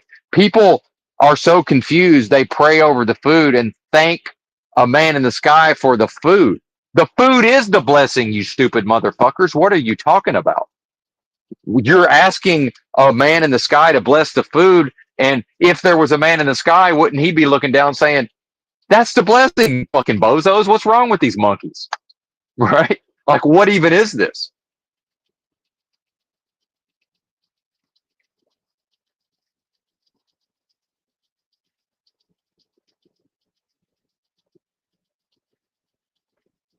And so now you have individual humans within a delusion. What even is a human? Well, something that does not exist. A result of a delusion within a delusion within a delusion with fractalized delusion, right? And actually, anyway, I don't want to get too crazy with it. This is crazy enough, certainly. And again, this is, feel free to reject any of this. The fact that I am able to I'm recently able to come to these understandings and know these things. What does that mean for you? Nothing. Doesn't mean anything. Hmm. True knowledge of self is to develop yourself to be able to have your own versions of being able to apprehend true knowledge of self, which will never be my way. It will only ever be your way, see, based on these delusions, this delusional idea that you had a mother and father and you've had all these experiences. But so it's just some happy accident that that something that loves us all, for God so loved the world, it loves us all so much, right? That here we are with a mom and a dad in a government, in a country with resources and employment and education. That's a fucking nightmare. All of that is a fucking nightmare. Okay. Something outside of me that's not me did not love a me that was yet to exist and then said, hey, there's going to be a Benton one day. I better love him so much that I make him an earth. I better love him so much that I make plants and food and water and air and mountains, because here come Benton. See, this is the ultimate narcissism, because Benton's going to be arriving in, 1,000 generations or whatever. Right. And we need to have a mommy and a daddy ready for him. And, he's going to be born in a place called Arkansas. This is fucking nonsense. This is complete nonsense. I mean, it really is. It's nonsense. I can never be those things. Because why? Because I am the most super intelligent force of love possible at the highest levels of vibrational energy. That's what I am. Everything that's not that does not exist. It's a delusion. Yeah, it seems very real because it's a dream. It's a waking dream. Of course, it seems very real. When you go to sleep at night, if things happen physiologically, you will have a dream that seems very real. And then you'll wake up and be like, wow, what was that? That sure did seem real. That's this. That's me I'm talking to you through that right now. That's me talking to you right now. You're listening to someone within a fucking waking dream, but it seems very real. Yeah, it's a delusion. It's designed to seem very real. It really wouldn't function. We can't test what Job finna do, right? So here you have in the story of the Bible, the most super intelligent force of love possible at the highest levels of vibrational frequencies hanging out. He sees Job. It sees itself over there in Job, right? It says, "Well, shit, there I am. I'm right there. Look at me. I'm blessed. Look, I got all these wives. I got all this property. The people, the local people, the peasants are well taken care of. They have work and they have food. Everybody's chilling and working. Physically and healthy and living long lives and organic food and on and on and on. No capitalism is here yet. Well, there's probably business, of course, but it's not corporate hellscape and everything's wonderful. And so religion is the lie that's what this benevolent force was up to. But then here comes the trickerations of the enemy. And it's just all like perfect intention that loved you and you're special, but then look who came and wrecked it, which is actually correct in a way. But religion does not properly deal with any of these concepts. Religion doesn't deal with these concepts properly. So in the story of Job, the sons of God, whatever that means, come to present themselves. Maybe those are humans, or maybe those were entities that understood their own natures, perhaps, and were properly identified. But how could that be the case? Because apparently Satan came also with, so delusion came with them. Antithesis came with the sons of God to present themselves. So everywhere a son of God goes, the antithesis goes with them. See, I'm actually interpreting the motherfucking Bible in real time here. I'm realizing this for the first time right now. I'm realizing this for the first time. It's not, you can't have, and again, this is back to what I've been talking about. You can't have a most super intelligent force of love possible, the highest levels of vibrational energy as a proposition without there being or a thesis without there being antithesis. You can't have a story in the Bible of the quote sons of God traveling to present themselves before their own what? Essence, their own essence or nature, without the antithesis of their essence or nature coming with them, right? So the most super intelligent force of love possible in the story of Job surveys, in the story, these people are, these beings are presenting themselves almost like a military regiment in the story, right? And then the most super intelligent force of love possible recognizes the antithesis and says, hey, antithesis or Satan, what are you doing? Well, I'm doing what I always do. As the antithesis, I'm out here attempting to seek who I may devour to prove that, in fact, I'm the thesis, not you, buddy. And then, but Jack and the Beanstalk style just can't. Here's the most super intelligent force of love possible at the highest levels of vibrational frequency. Can't conceptualize any of this. See, and knows because he knows its own nature. So it says, well, hey, since this is going on, have you considered my servant Job? Because that force seeing itself in Job would say, well, I can't see what could possibly go wrong here. I'm not able I don't have no concept that there's possible negative states that I could feel sad or I could be depressed or I could feel anxious or I can't I can't experience any of this, right? It doesn't know what you're talking about. So it says, yeah, sure. Go ahead and, have you considered Job? And then, the antithesis is like, well, yeah, of course he sings your praises. Look what you've done for him. You've given him all this stuff, right? Again, look how materialistic American society is. You've given him all this stuff. Just let me have a shot at him and take all that away. He'll curse you to your face. That this is the spiritual war. And then so the most super intelligent force of love possible, seeing itself in Job, says, well, yeah, just don't physically do anything. But yeah, sure. Because again, if Job does curse that force to its face, well, he never was that in the first place. See, we're going to find out. We're going to find out what everybody's made of. We're going to find out. And everything that's not the most super intelligent force of love possible at the highest levels of vibrational frequency is staying in this time and place within this delusion.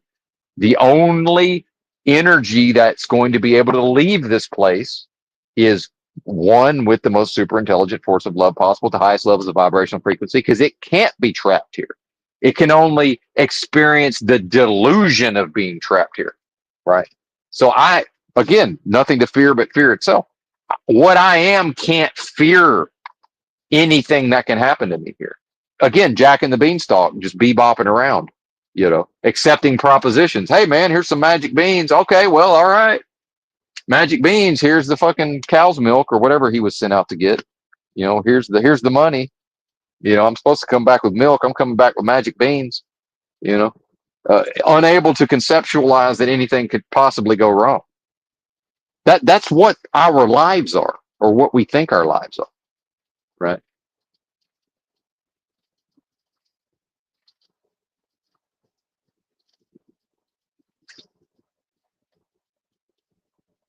Well, yeah. Anyway, I'm not going to respond to that, but I got to jump out and at least pretend like I'm going to check the equipment. So give me just a moment. I'll be right back. Hold that thought. Hold that thought. But I want to point this out, Sherelle. You're not smart enough to take in all these ideas, and I'm just going to tell it like it is. This is one of my frustrations with people. I'm dropping fucking gems here that you've never heard, but you're smart enough to just immediately jump in and add to my ideas. You're not. I hate to break it to you. I'm not. I'm not smart enough to go to a channel and hear groundbreaking information for the first time and then put my own stink on it. Now, I'm still free to put my own stink on it, but I'm not able to do that at the level of the discourse. So, and again, not trying to pick on Sherelle, but like, whatever this is that says, oh, Benton is saying really smart stuff, I can say really smart stuff. Like, no, you can't. I mean, you can, but not in response to the smart stuff I just said. You can say your own smart stuff. And then I'm puzzled as to why do people wait for me to say smart stuff and now they have smart stuff to say. It's like, well, anybody can just go say smart stuff like I do. There's really no reason to wait for me to say the smart stuff. So that, again, I'm allowing that to frustrate me. That's okay.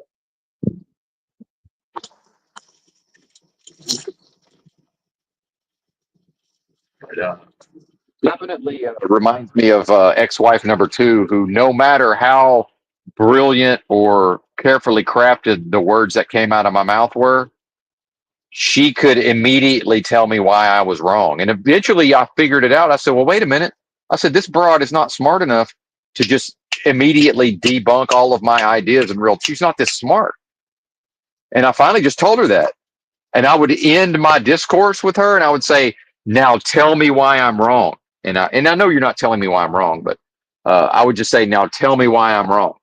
And then she would just look at me because she already had the thing prepared to say.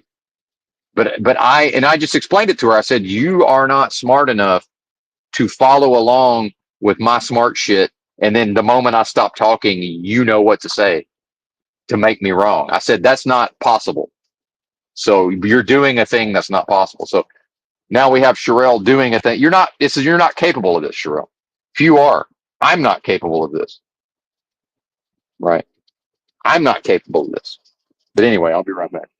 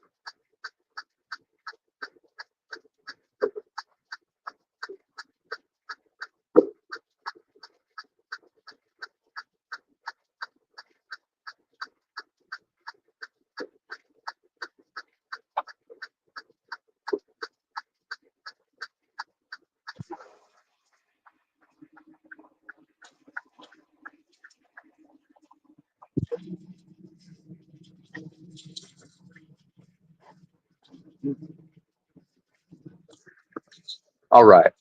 I'm almost back. Ah, yeah. And anyway, I feel bad sometimes when I start going off on people, but it shows me there's no hope, right? There's no, it's just something about me where, Lucy, Peanuts, Charlie Brown, Lucy, and the football, this idea that folks are going to pull their heads out of their asses and be able to think their way out of a paper bag. It's like, no, they're not. And even myself, I'll give a whole discourse about properly identifying, and then the next thing you know, I'm fucking strongly identifying with delusion. Right. So what chance does it? I mean, what chance do people have realistically? Not much, not much. Little to none, slim to none, little to no chance, and that's okay because it's a delusion anyway. Life is but a dream, they say.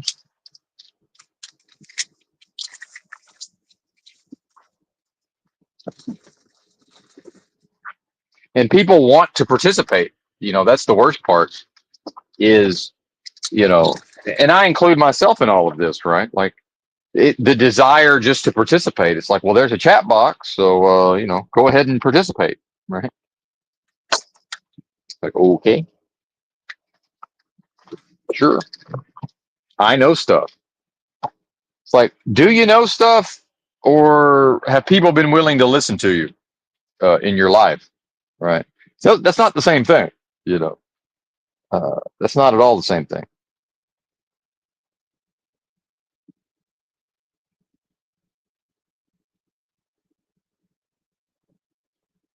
And then also, some of this is Moloch's machine has perfectly prepared the spiritual attacks, right? You know, old Benton is coming into his own, at the level of his spiritual chops, right?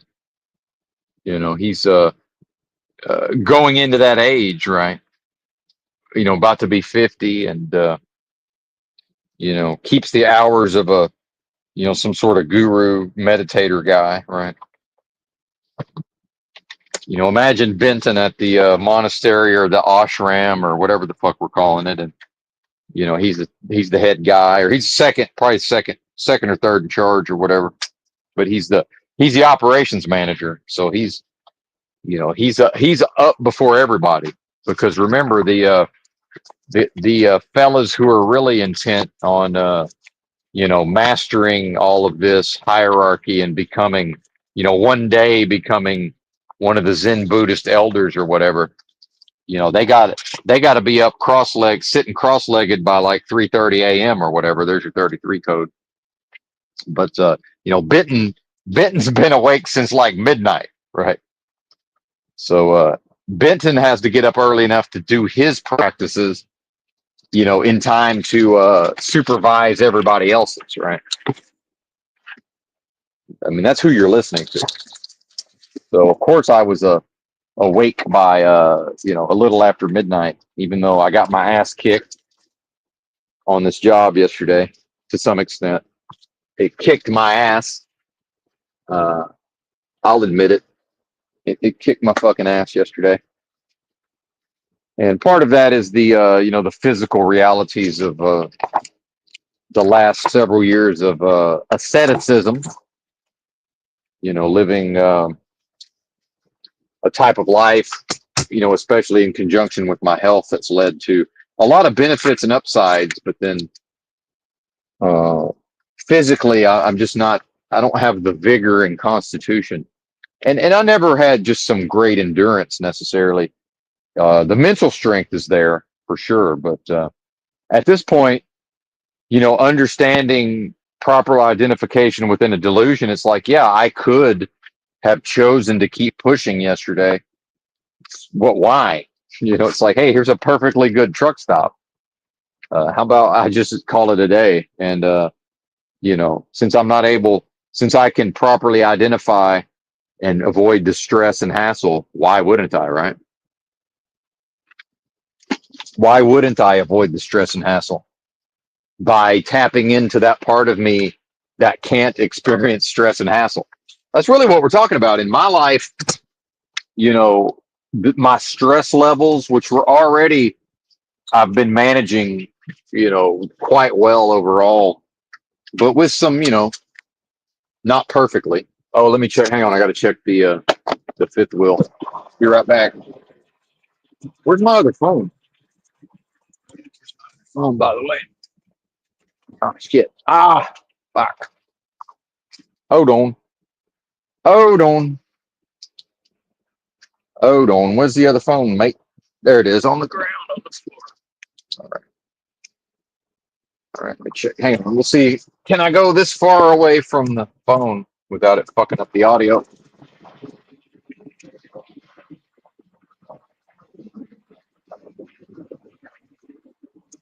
Mic check. Mic check. Mic check. Hang on. Audio. So yeah, it's been interesting since Love came to town and all of this. It's been interesting just the how much less stress and anxiety and fear and all of just the normal stuff that comes with life. I'm experiencing way less of that. I'm not immune to it, of course, but it's definitely much lessened. Much lessened. So I got that going for me. And I expect that eventually, well, and I will get as close to practicing perfectly as I can, meaning, you know, it'll be less and less over time, less and less experience of this stuff, stress and all that. But bear with me. We're eating the chocolate and we're about to roll out of the truck stop and go deliver, make a delivery, and then go hook up to a loaded trailer.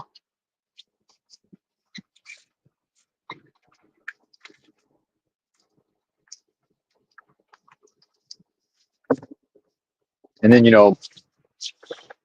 be interesting to see how my discourses evolve over time also, because I'm still talking about things as if they're real that I know to not be real, right? So I wonder how that's going to change over time. Did I lose the phone again? This is crazy. I did. Oh, there it is. Imagine that right there on the phone mount. All right, let's see if we can get out of this truck stop. Hit the road, Jack. 22-minute pre-trip. That's too long.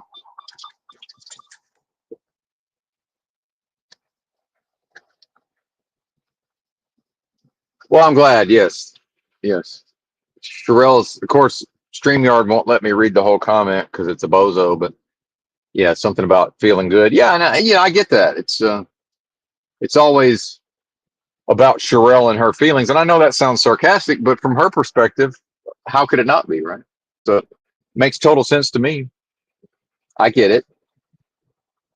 I hear you. I hear you. All right. Sorry, I'm eating the chocolate. Oh, I'm sorry, but please forgive me. Or excuse me. How about that? How rude.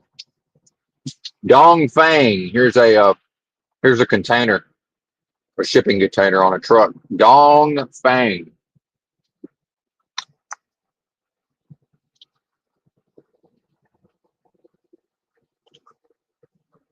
Dong Fang.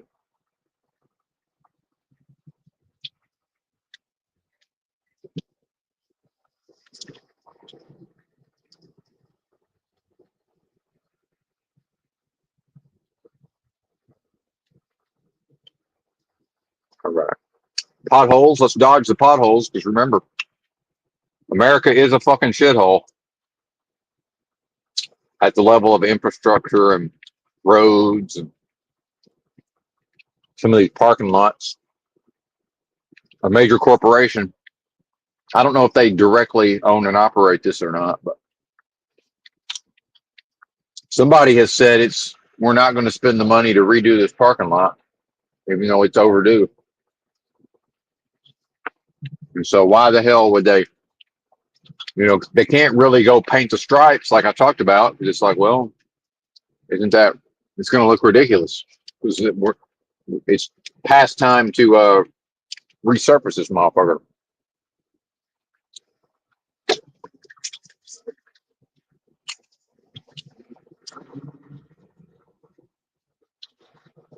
And by the way, if you're ever like trying to drive into a truck stop at 3, 4 o'clock in the morning, and I'm making my turn, I can't fucking see you because there's a gigantic mirror in the way.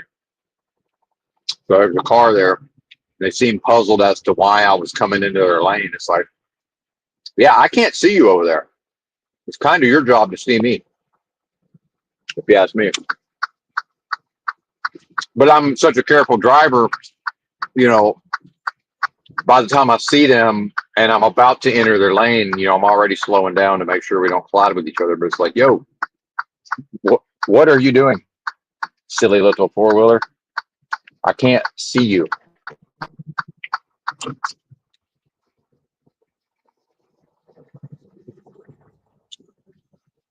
Because there's a gigantic mirror in the way from this angle. Nothing I can do about it. If you can't see me, I can't see you. Pretty much. That's how that goes.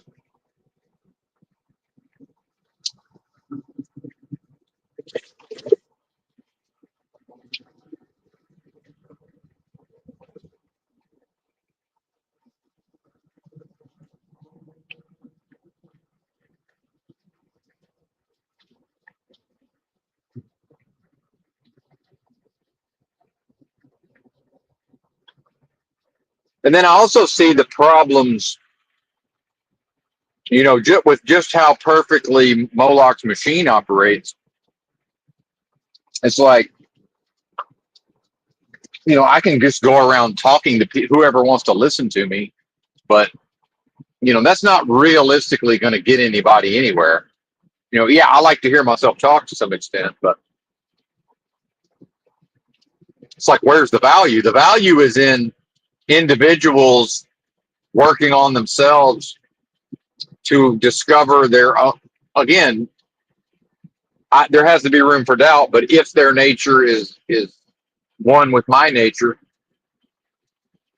perhaps I could assist people which is a huge if people were to endeavor to, attain true knowledge of self, right? I could certainly provide them with, well, here's what you need, basically, well, number one, no more junk food, no more fast food. I'm convinced that it's not possible to develop oneself within this delusion, within Moloch's machine. I don't believe it to be possible while eating the so-called goy slop. If that's the term we're using. I don't think it's possible. And my opinion, and again, this is my opinion, that my leveling up recently, because I was leveling up even before I had this recent experience about 3 weeks ago now, I guess, 2 to 3 weeks ago. Hang on, I got to rinse my mouth out. Give me a second.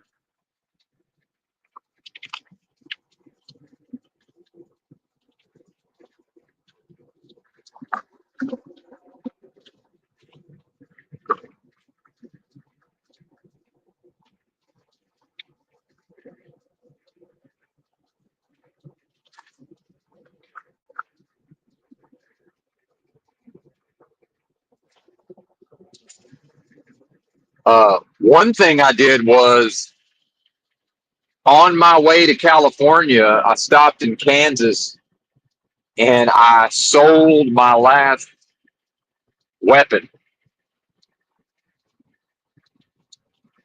And it just seems to me like spiritually there's something there, right? And back to something Dick Gregory used to talk about, the late black comedian. He used to talk about, how can a Christian have a gun and a Bible in the same house? And, I understand people will have their own defenses to that. And I was even one of these, well, in the Bible, Jesus said, buy a sword or whatever, sell your garment, buy a sword. But I've thought about what he said over time. Dick Gregory. I learned a lot, and was introduced to a lot of new ways of approaching, especially again the idea of questioning everything. And certainly, Dick Gregory would have been some version of a government asset, whether he was aware of it or not. But remember him and some other fellow went on TV in the '70s with Geraldo Rivera to publicize the Zapruder film, and Gregory claimed that just somebody sent it to him, the film of the Kennedy assassination, a copy of it anyway. And he also talked about how come when I see a woman, walking the track, I can tell by the way she moves and the way she walks that she's a prostitute. And he said, but I don't know you're a Christian unless you tell me, or until you tell me. Meaning, which is his way of saying these Christians aren't living what they claim to believe, right? Which thus, by the way, proving that they don't believe that, right? I've spoken recently quite, in ways that would be considered heretical and blasphemous, but that's not important. If something is not, well, heresy is neither here nor there because that's a religion.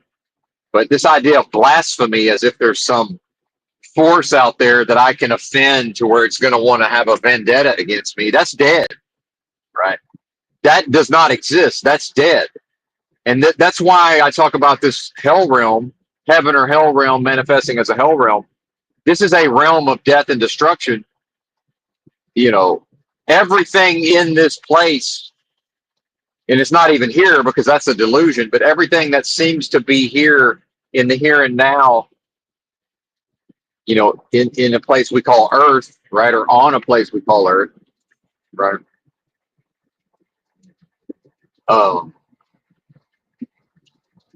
Everything that's not the most super intelligent force of love possible at the highest levels of vibrational energy is dead. And now maybe just by comparison, maybe just like, from a certain perspective. So to think about the story of Jack and the Beanstalk and Jack bebopping around town and everybody trying to tell him about the calamities that could befall him, that's dead, right? That doesn't exist. It's dead. Now, if he chooses to identify with what he's being told, right, and he then chooses to breathe life into those ideas, well, now it's what? A dead thing within a delusion that seems to be very real, also known as what? A nightmare, in a way, right? A nightmare.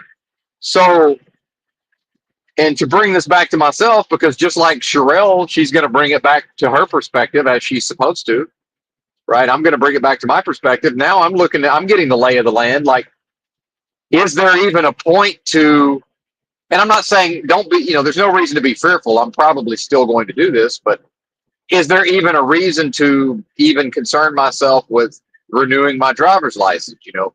Tags for my car, right? Like, where am I going to live? How am I going to eat? Oh, you mean within a delusion, you're worried about your day-to-day, moment-to-moment circumstances within a fucking realm of death and destruction in which your own soul of essence your soul or essence is actually the only thing that even exists, but then the antithesis has to exist also, and that's how the delusion got created, because there's an idea known as the antithesis, and it goes everywhere you go, because that's apparently what happens. Because I guess it doesn't make sense that there could be a super intelligent force of love without the potential for the antithesis to express via delusion, right?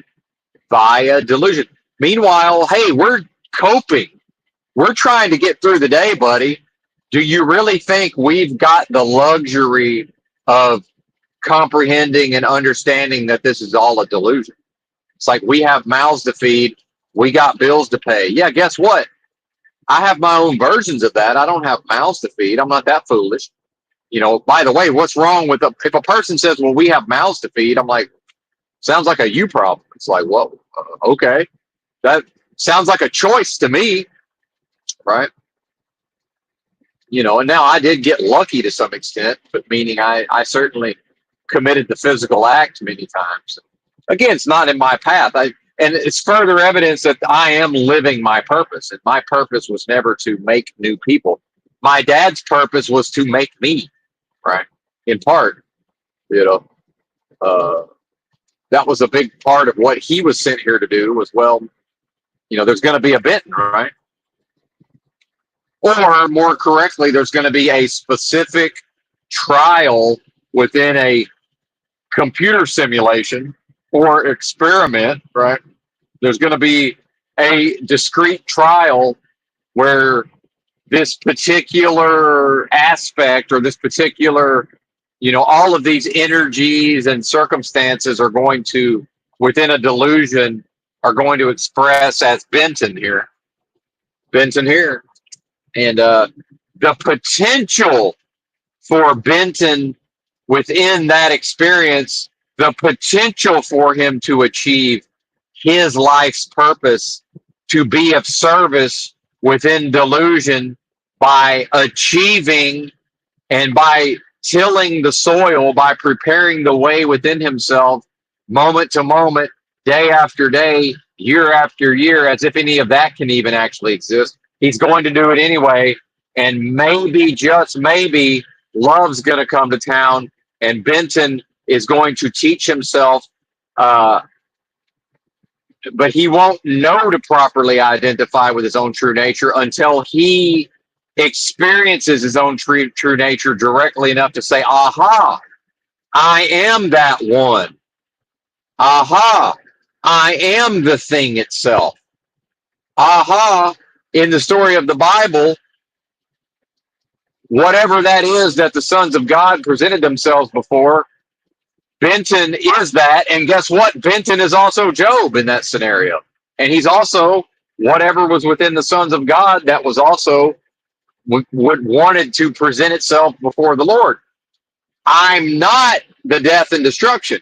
I can never be the antithesis. I can never be, right, the enemy. I can only ever be the proposition.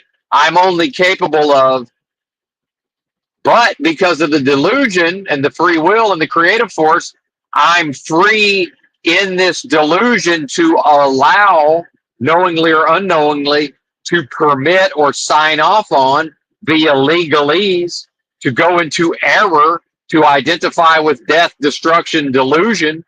I'm free to sign off on, well, actually, I am some version of my bank balance. I am some version of driving a truck for a living. Like, that's me, right? And that is kind of, isn't that the that's youth meme in reverse, right? It's like, yeah, I'm free to say that's me, right? And even I come on here and brag about I used to be good at basketball. That's not me, right? Like that, those were experiences, novel experiences that I seem to have memories of, right? And the muscle memory is still there. I can still shoot a basketball and somebody, even if it doesn't go in, somebody will comment on my form, right? Whatever. Yeah, I practiced a whole lot. Well, guess what? I did the same thing with these spiritual practices. I practiced a whole lot. So when I brag on my abilities as a meditator, yeah, of course, I worked on it a lot. What's the point of going through all this struggle, strife, pain, death, destruction, loss, misery, stress, anxiety? Why come to this place in a delusion, go through all of these experiences, and not bust my motherfucking hind end to level up my own abilities within myself to maybe one day have love come to town? Meanwhile, it was here all along, right? It's just I wasn't bold enough to embrace my inner Jack and the Beanstalk, right? My inner Jack from Jack and the Beanstalk. Because the realm says, okay, buddy, go out here and make your way in the world and identify with anything that's not like that Jack from Jack and the Beanstalk. Do anything but Gomer Pyle this motherfucker, right? Anything but that.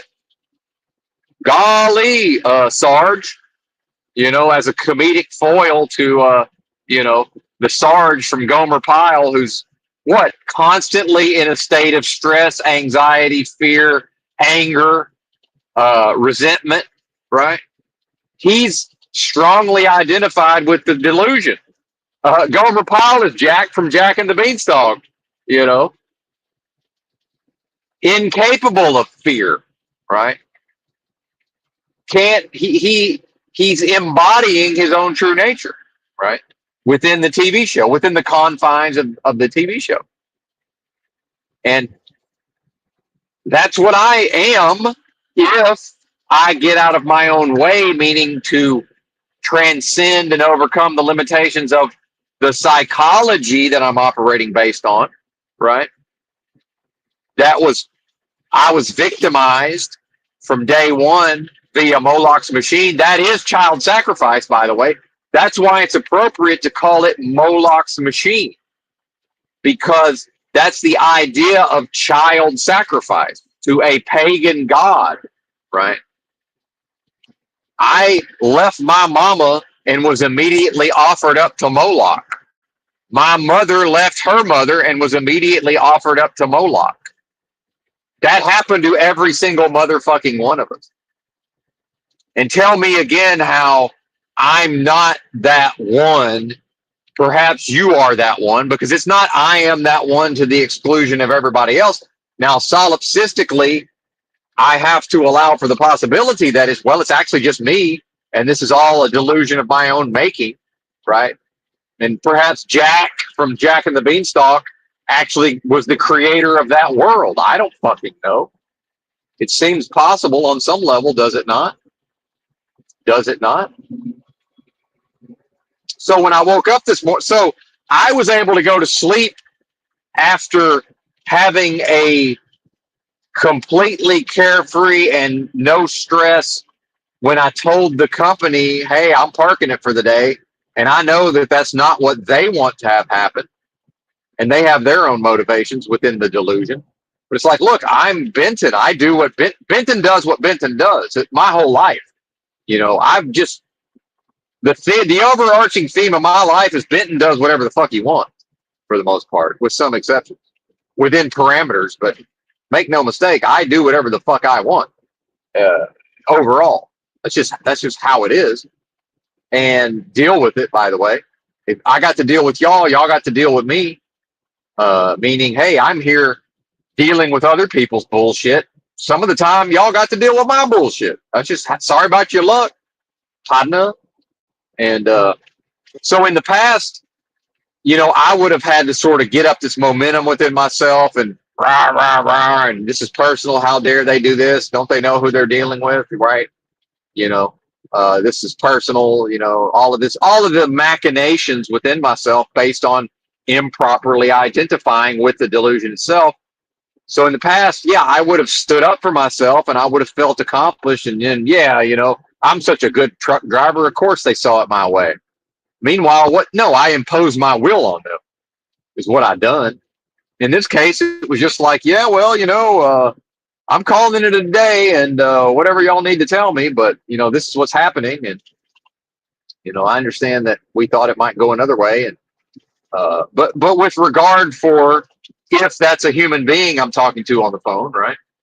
And if, you know, they are what I am, you know, the delusion, you know, the idea that it's possible to break off a piece of the of an indivisible force, right? So it's like, yeah, of course I'm going to golden rule that. Of course I'm going to treat that as if it's the same thing I am, right? But then, by the way, it's free to fuck off and not work for a trucking company, just like I'm free to fuck off and not drive the truck. You know, I'm consenting to a hell of my own making in a way, right? But it's also like, hey, man, I know I get to look at myself and know that I put in the proper effort yesterday. And it's not, I am not the reason why it wasn't possible, right? Or more correctly, why I chose within a delusion to be like, well, actually, here's what we're doing, you know? And by the way, if y'all really feel that strongly about it, and I'm not going to say this, but I can act with an attitude of, if y'all really feel this strongly about it, you can drive the motherfucking truck yourself. Or can you, right? So it's like at the same time, I'm not telling them how to be a dispatcher. Don't tell me how to drive a truck. But to be able to go through all of these processes within myself without internalizing it, without taking it personally, because it's not personal, it's a delusion, it's a spiritual attack on some level, right? I'm made to, you know, uh, it's easy peasy Japanesey when the schedule's set up to suit me, right? Well, that's not always possible because why? Because within Moloch's machine, the things are the way they have to be.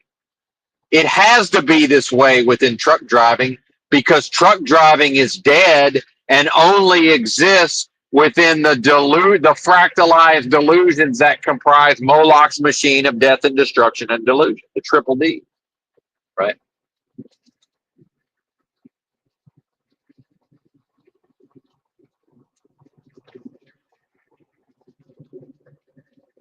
And what I'm here to tell you is that if you are what I am, here's where I'm optimistic. Any one of you, right? Most likely, none of you are going to do this. Some of you have already done some of what I'm talking about, but then stopped, or Moloch's machine, tricked you or convinced you to turn away. Perhaps, perhaps some of you had a momentum and had a desire and began doing various practices. I can't be the only one who just was like, okay, we're sitting cross-legged, and meditating, right? I just never stopped. Right. I don't sit cross-legged anymore because I don't no longer have a need of sitting cross-legged. That's for the beginner, right? That's the beginner. And I challenge anybody, 90 motherfucking days, sit your ass down cross-legged. If you can't physically sit cross-legged at first, find a straight back chair. Do not lay on your back, although I did at times initially, because I did have some problems with this. I was coming out of sciatica and such, but I very quickly realized it was too easy to go off into a trance. And by the way, I can't fall asleep lying on my back. So if you can fall asleep laying on your back, do not meditate on your back. But I'd say just, or if you need to sit on a pillow, right? Put a pillow under your ass and get your minds out of the gutter and, sit cross-legged with as straight as a back as possible. Again, sit in a chair if you need to, and begin meditating. Right there, you go. It's very, very, very difficult. It's the most difficult thing I've ever done was to force myself to meditate at least once a day, every day for 90 days. And in fact, I averaged closer to 3 times a day because I do enjoy beating the fuck out of myself. I'm one of those pain don't hurt motherfuckers. And physically, it was excruciating because by the end of it, I was sitting with a straight back the whole time, up to 45 minutes at a time. Right. That's a muscle. And so I'm going to tell you, in my experience, it's not possible to achieve true knowledge of self while eating all this garbage food, number one. Number two, I don't think it can happen without becoming a adept at meditation, meaning how else am I ever going to, within a delusion of my own making, by the way, I'm going to need to know how to observe and pay attention and watch what? Watch my own psychological reaction to stimulus or stimuli, right? You want to talk about practicing spiritually within oneself. Well, I'm watching this bozo, at times Mr. Magoo his way through things, serendipitously, by the way, but then at other times, it's like, look at this guy. Can you believe just the levels of how, and not in a derisive or, but like, it's like, wow, he's really this foolish in certain ways. Like, look at him go, And in some ways, I've always been observant. I've always had an ability, almost like an out of body experience. If you think about a video game, I've always at times been able to, in the game about it's the first person view where, you're running around in the game, but you can't see your body. If that's the closest thing to actual how we experience reality, or you can see your hands or whatever, and maybe part of your lower body, depending on how the person is positioned. But then I can remember from childhood at times being able to go to that that like third person view from a video game where now you can see like your entire physical form like from a higher up position, right? And now you're controlling the person running around. Like I've always been able to do that to some extent, not on command, but it's something I've experienced, and I suspect many, if not most of you, have had your own versions of that, right? One of mine was like, again, people want to talk to me about, oh, well, that's your pride talking. It's like, you think I don't know that? What are you going to tell a male Leo with historically high testosterone from a rootin' tootin', punch you in your face family, even though I was never that? What are you going to tell me about pride? Like I was, you know, uh, getting a young lady's attention in junior high outside the fucking band room on my BMX bike. I guess I'd ridden my bike up to school for whatever reason. I'm not exactly sure how this happened, but I remember this, and it's like, hey, look at me. I know how to jump my bike. And then the realm says, yeah, and you're about to fall on your motherfucking face right in front of these broads, even though you're good at jumping your bike. Because you're foolish enough to, hey, look at me, and now you want to watch them watch you jump the little fucking, they dug a ditch, and now it made a hill. Now here comes Benton on his bike, and he's gonna he's gonna go up the hill and jump over the ditch. Well, he cleared the ditch, and now he's fucking lying on his face because he wanted to watch the young gals watch him jump the fucking ditch on his bicycle, Evil Knievel style, right? Which I was really good at, by the way. I was really good at that.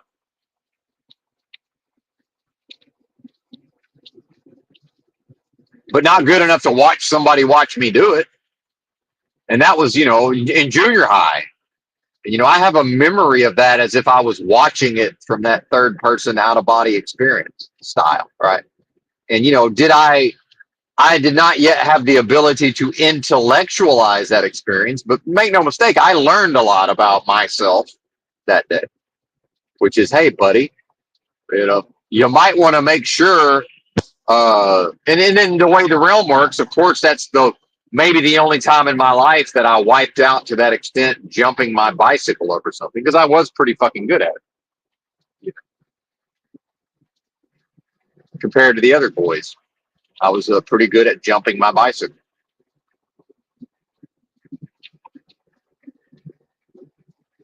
Had a lot of natural ability in certain ways. As the with a grandfather famous for sports. I mean, of course, I had good hand-eye coordination and all of this. Why would I not? Anyway, who cares? So what? But that was a delusion, right? It's all delusion. But then within the delusion, I am the creation within the delusion, meaning within my own experience, there's one creative force, which is me, which does that not make sense? So that's what I am. I'm not whatever fell on his face. I'm not whatever emotional reaction I went through as a very sensitive boy in certain ways, embarrassed and all of this. I'm not any of that, right? I'm the creative force that's able to create all of that within a delusion and experience it, right?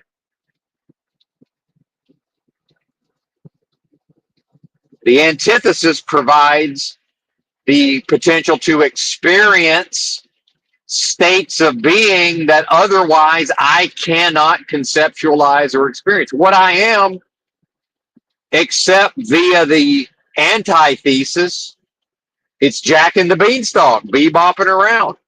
It's Job from the Bible. It's, the Most High in the story of Job. Just hanging out, doing his thing. Not his thing, doing its thing. And then here come the sons of God. And everywhere the sons of God go, here come the antithesis. That's just how it works. Right? That's what it is, hidden in plain sight. Not a serpent who, just, the antithesis is, it's the embodiment, or, it's the opposite of everything that is my nature. Right? So of course it appears to be an enemy. Yeah, it's an enemy that can never, ever, ever make me one iota of less than what I am, but it does provide the mechanism whereby I'm able to express in a delusion, I'm able to experience what I otherwise would not be able to experience. That is the delusion. It's to provide Jack from Jack and the Beanstalk, to offer him the ability to have these experiences. Because left to his own devices, Jack's just going to keep bebopping around in a state of spiritual innocence, like childlike spiritual innocence. And, in some way, trading the family's wealth for magic beans, right? Because Jack knows on some level the wealth of the family is dead. The wealth of the family is dead. There is no wealth, or more correctly, everything that's not the most super intelligent force of love at the highest levels of vibrational energy can never properly represent wealth, which is why within Moloch's machine, everything that represents wealth is dead, leads to destruction, offers us up to the antithesis, delivers us into the hands of the enemy.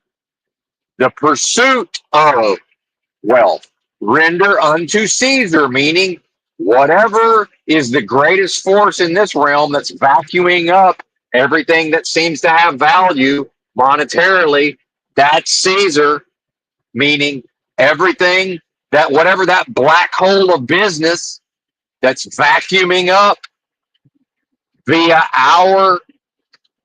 humanity's choosing to have its creative force subverted into experiencing a delusion, fractalized delusion that it's possible to drive a big rig and then get Federal Reserve notes, right, to go out and that somehow represents wealth. It's not possible. That's not possible. That cannot happen. But it can appear to happen, and we can all agree that it's happening because we've let something that's not us, called antithesis of the proposition, the antithesis of the proposition has made us an offer, and we've accepted it. That's what's going on here, folks. That's what is happening. Like it or not, feel about it however you feel about it. Guess what? How you feel about it's dead and can never escape this realm. So what does it fucking matter? What does it fucking matter?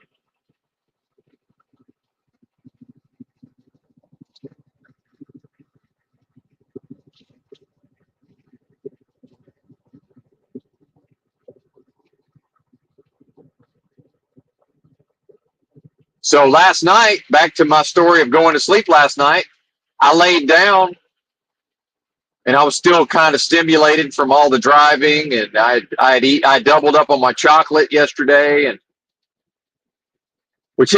theobromine has an interesting effect on sleep. I've noticed it supports sleep in a way, but there's a part of the brain that's a part of the central nervous system that seems to be stimulated. So as I'm lying down and my body's beginning to rest, and I'm trusting that I will go to sleep, but it looks like I'm probably going to lay there for about an hour. But because I'm properly identified, I'm not able to have fear or, anxiety around, am I going to fall asleep or not? But then the structure of my thoughts is in that moment, because of properly identifying, my thoughts are not capable of leading me down. I can't be led down the path of, how dare they treat me this way, resentment, anger, frustration, fear, anxiety. So in a way, bliss, right? Not from ignorance, right? more correctly, what is perhaps, what do people think ignorance is bliss is supposed to mean? Well, when properly identified, I'm ignorant to the concepts that would cause me to experience any of that fear, anxiety, trepidation, loathing, revulsion, repulsion, right? And on and on and on. However, all of that can properly be described. And so part of that is I'm laying there going, well, hey man, you know that if you had when you cleaned the truck out about a week ago, you were free to fuck off. You chose to keep driving the truck in part because there wasn't a $700 a month motel to go to anymore, meaning they've changed their business practices, meaning yeah, I could from my perspective utilize my resources to spend probably double to spend a month in a motel just so I could be in the right time and place to renew my driver's license, renew my tags, pay my property tax. But then now I'm going to have to pay a bunch of money just to stay on my preferred sleep schedule to keep eating my preferred foods, right? When I can just go ahead and drive a truck for 3 more weeks or whatever, and I free to clean the truck out again at the end of the 3 weeks, right? What's the fucking difference? What's the difference? I am the power in all of that, right? I can't be disempowered within any of that. So it's like, what's the fucking difference? You know, and in worst case scenario, if something bad happens along the way, I'm always, I don't want to abandon the rig or abandon the equipment because that goes on one's permanent record in a sense. In truck driving, abandonment it costs the company a lot to just leave the equipment somewhere and wander off. And of course, I have certain belongings that I'm somewhat attached to, but in a vacuum, I could just fucking, I don't have to go back and retrieve my car. I don't have to continue on with any of these possessions. I'm free to have a modicum of, just a few things in a backpack, and I have enough money to buy whatever I need to buy in the short term. You know, what is it? And I'm logically making the case for what's there to fear with my logic. By the way, with my logic, I'm making that case.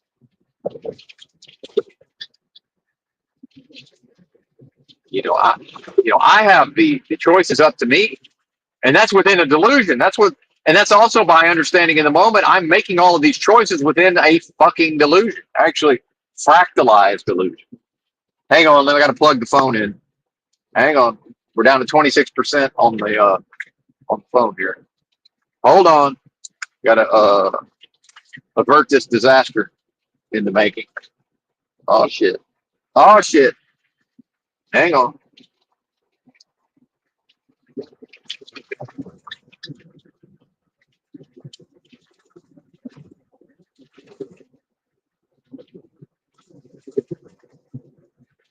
Hang on.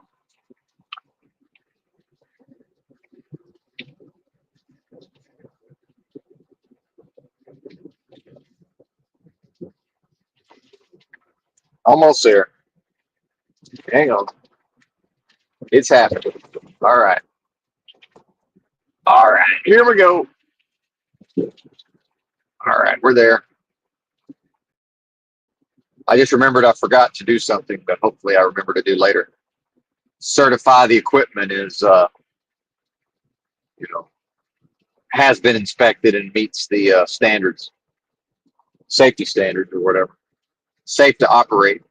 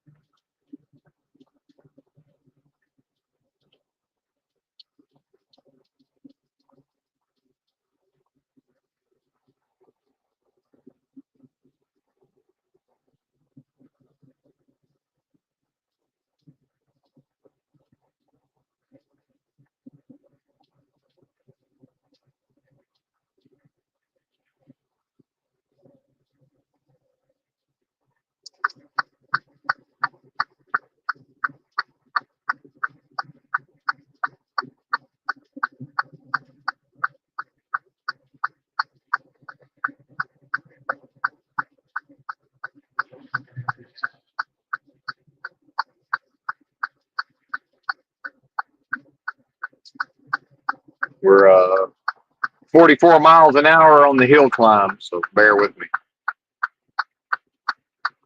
It's quite hilly. We're just outside of Cincinnati, going to the northeast side of Cincinnati.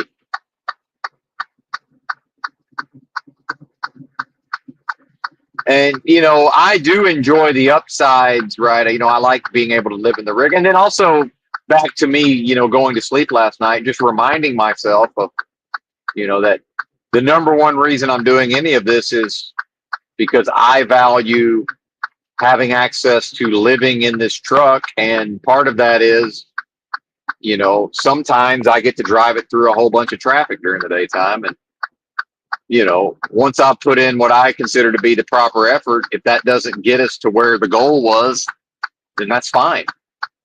Who cares? I don't care. I don't give a fuck. Right? Jack from Jack and the Beanstalk can't give a fuck about what might happen if he, you know, trades the family's dead wealth that they're treating like it's, you know, the greatest thing that's ever happened when it's dead. You know, Jack can't concern himself with what might happen as a result of trading that for magic beans, right? Instead of coming home with something of value, supposedly, right? But what did Jack purchase? What did Jack, he was trading on what? You know, the potential to express something that could grow out of what? His essence or nature, presumably. I'm guessing, right? Same thing with me. I'm free to park this rig later today if I want to. Look around the truck and say, well, I'm going to throw a couple of things in this backpack and I'm just on to the next episode.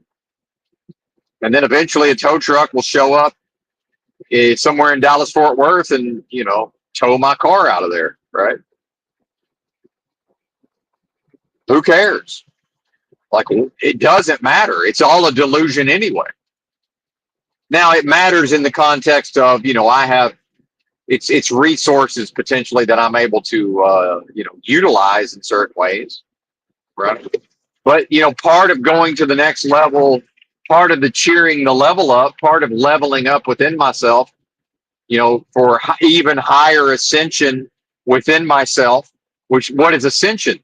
Ascension is ascending within my own sphere of influence and energy sphere such that the capacity within the delusion to identify and express my own essence or nature is enhanced. And then, by the way, it's also to trust, right? And to actually affirm in a way that, yes, I know this all to be the case. Again, it's like almost like an affirmation of the affirmation that Psalm 23 has become, right? It's almost to affirm that, and that's almost functioning as an affirmation. It's not superstition that I'm allowing to compel me to read Psalm 23 at the start of most of these live streams. It's actually becoming a way I'm affirming to myself, right? But not in a fake it till you make it, you know. Because I used to do these, I used to read books of affirmations, and I'm just hard-headed enough to actually say the affirmations every day. Well, when I was in a much lower state of evolution, that was very helpful, right? In a way, it was me programming my own mind to at least get out of my own way enough to accept, you know, to be in flow enough, right, to attract through the yin, you know, through surrender, to passively accept, you know, things that would come my way if I just pulled my head out of my own ass and got the fuck out of my own way enough to allow it to happen, right? And that's a process so technology, it does not come naturally, especially to the male of the species, perhaps, right? Quite counterintuitive within Moloch's machine, certainly. The incentives are there at a business and financial aspect to actually don't do that at all, do the opposite, right? Go out here and figure out how to make a rich person richer, and then you will be rewarded. That is the pull yourselves up by your bootstraps, work hard, and you will be rewarded. What's being implied there with the American exceptionalism the Cold War propaganda, America versus USA versus USSR. Our businesses are competing with their businesses. Somebody's going to dominate the world in the future, right? Based on this programming. And so please, working class, psychologically identify with the strength of a nation financially, right? To your own detriment, by the way. Jack from Jack and the Beanstalk is not capable of any of that. The only beings who are capable of any of that are the ones who are acting based on the psychologies that were designed by Moloch's machine. And then that psychology began to be installed on day one of leaving the mother's womb. Surprise, surprise, womb also being another word for matrix, right? Interesting. Interesting. Fascinating. Now, obviously, killing multiple birds with one stone, as I'm doing, it is somewhat helpful if these broadcasts have any value. Part of that value is I'm able to, shield myself from the elements in the big rig. I'm able to accrue Federal Reserve notes by driving the rig to and fro from place to place, right? And then simultaneously, like right now, speak to up to perhaps 19 individuals, although I have no way of knowing. Could just be talking to myself. Who knows? Even if that's the case, okay, that's fine. I'm Jack from Jack and the Beanstalk. In a way, who cares? I'm bebopping around the. If I'm only bebopping around the my own internal space, that's fine, right? Maybe this whole realm is inside of me, for all I know. Right? The kingdom of God is within you. Oh, you're going to try to tell me that this earthly realm is the kingdom of God, right? So maybe my internal space and my external space are the same thing, but now it's further evidence for the potential validity of solipsism, right? Here come a formation. Hang on, we got to slow it down. We got a formation entering. We got a slow merging formation. It's a formation of slow merge. Look out. It doesn't know what to do because it's looking at its screen and giggling at its feet, which is on some level, that's all these people care about because they're strongly identified with what? Delusion. So, of course, the delusion puts a powerful, the idea of the scrying mirror or whatever, however that's pronounced. Of course, it puts that in everybody's hand. Yeah, go ahead and look at this thing all day, every day, right? And in fact, this is the highest motivation moment to moment for most people is what do I have to do to be able to look at this thing, right? And it used to be people wanted to look at the face of the so-called alpha, the idea of Big Brother from 1984, that strong, powerful man. It's a man's face. Hate to break it to you, ladies. It's not the face of a woman. There's no such thing as an alpha female, by the way. The alpha widow is a real thing. I've left perhaps 2 of those in my wake, by the way. There's no such thing as an alpha female. That does not exist. You don't produce enough testosterone. Sorry. Hate to break it to you. By the way, probably better for you that there's no such thing. Right. The fact that these males never became men and that y'all can compete with these boys out here, these grown adult babies, that doesn't make you an alpha. That's ridiculous. Knock it the fuck off.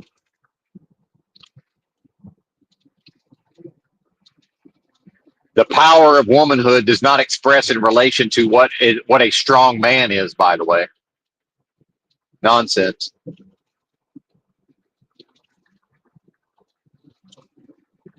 The strength of feminine and womanhood expresses consistent with its own nature, not in relation to the nature of its opposite. Ridiculous. Again, Moloch's machine in a delusion, right? Convincing people to act in any way except their own best interests, right? And I got to tell you, I'm on the verge of just parking this motherfucker and YOLOing it, but that's probably not going to happen. The upside of retaining my driver's license, my identification documents, when I'm in Arkansas, my birth certificate copy's all fucked up. You know, I probably need to see if I can update to that real ID, right? So I can do what? I need a new social security card. My social security card is so fucking old that it needs to be replaced physically. And then my research indicates they'll no longer that now I have to have my driver's license has to be real ID or the feds won't accept it. I haven't verified that, but I'm pretty sure that's the case. Pretty sure. But and again, the driving doesn't bother me, but it's like I will say from the past few mornings of doing at least the first part of the stream in the truck, there is something to whatever that physical performance is that y'all can't see, but the way I'm moving my body as I'm making these points, that is for what, and I think it ties in with what JFK Beta, if anybody knows his channel, and he's comes around these parts sometimes. JFK Beta, the YouTube, the user and the content creator, the kinesiology, the kinesthetics, the physical in concert with the spirit and the thoughts, right? Mind, body, and spirit. There's something to whatever that. Again, I am a preacher, right? That's the core essence of what I am in this delusion. There's something to being able to do that and along with the physical gesticulations, right? So I don't know. I'm probably most likely on the verge of I will most likely. There's really no reason not to go ahead and renew the driver's license and all of this, but it's not wholly necessary. Certainly, I can see, and whatever I do within that framework, to access the nutrition and access the resources, it is a limitation in a way because, to affirm what I know this place to be and just say, fuck it. What do I need with identification? What do I need with a car? What do I need with all of these things? Right.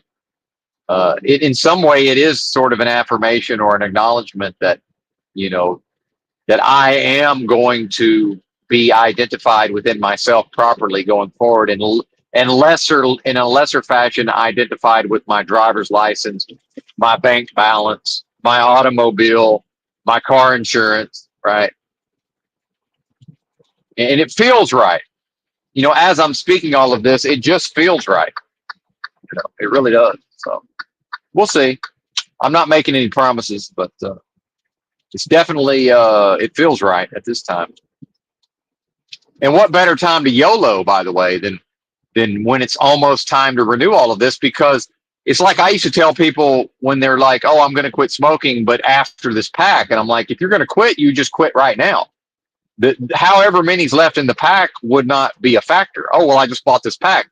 Oh, well, it's almost, it's basically time to renew the driver. So what? What's that got to do with the potential to just say, fuck it? What do I need an ID for? I can't ever be the thing the ID is claiming to be, right? I'm not that anyway. I can't be that, that can never represent me, correctly speaking. But then people will say, well, how are you going to cash a check? How are you going to do this? How are you going to do that? Well, I guess I'm not, I guess I'm not. I suppose I'm not going to do any of that then. But then even then with the CDL, that does need to actually just be turned back over to the state of, technically speaking. The way the process is designed, one's not supposed to just like allow it to lapse, I'm pretty sure. But I'm not exactly sure how that works. But I don't know, man. It's looking like a thing, though.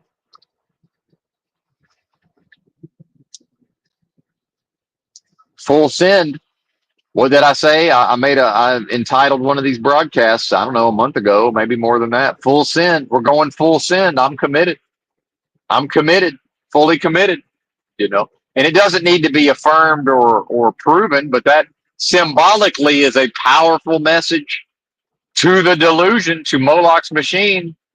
You know, I'm doubling down, Moloch. I understand I was sacrificed, right? And if you are what I am, listener, you are as well. So what? What I am can't be touched by any of that. Moloch's machine is dead. Child sacrifice is dead, right? My psychology is dead.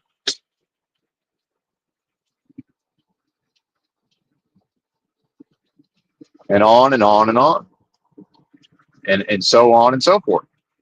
And as we've seen in the past with the donations, if I'm meant to continue to speak via the internet, people will pay for it on some level. Now, some of that is combined with my own ability to live with almost nothing and to make a comparatively large sum of money in a small amount of time. I'm already right now, if we include the money I'm going to receive on Friday, we're at what? Let's count the money. 4.1, 5.1, 5.6, 6.3K, you know, from almost zero. That happened quite quickly, right? When I get paid on Friday, that'll be the case anyway.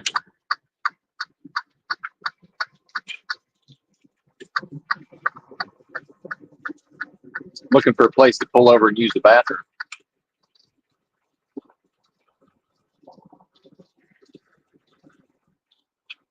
And here's another thing with properly identified, right?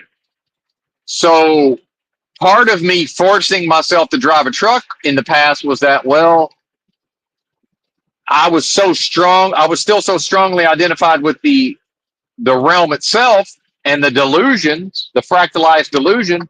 It was like truck driving was a version of a lesser of not two evils, a lesser of many evils, meaning, well, I'm going to be somewhere doing something that's going to be victimizing me in some way that I'm going to view as I'm victimizing myself via truck driving or via, living in a homeless shelter or via and having to pretend to go along with the men's program, right? And all these things.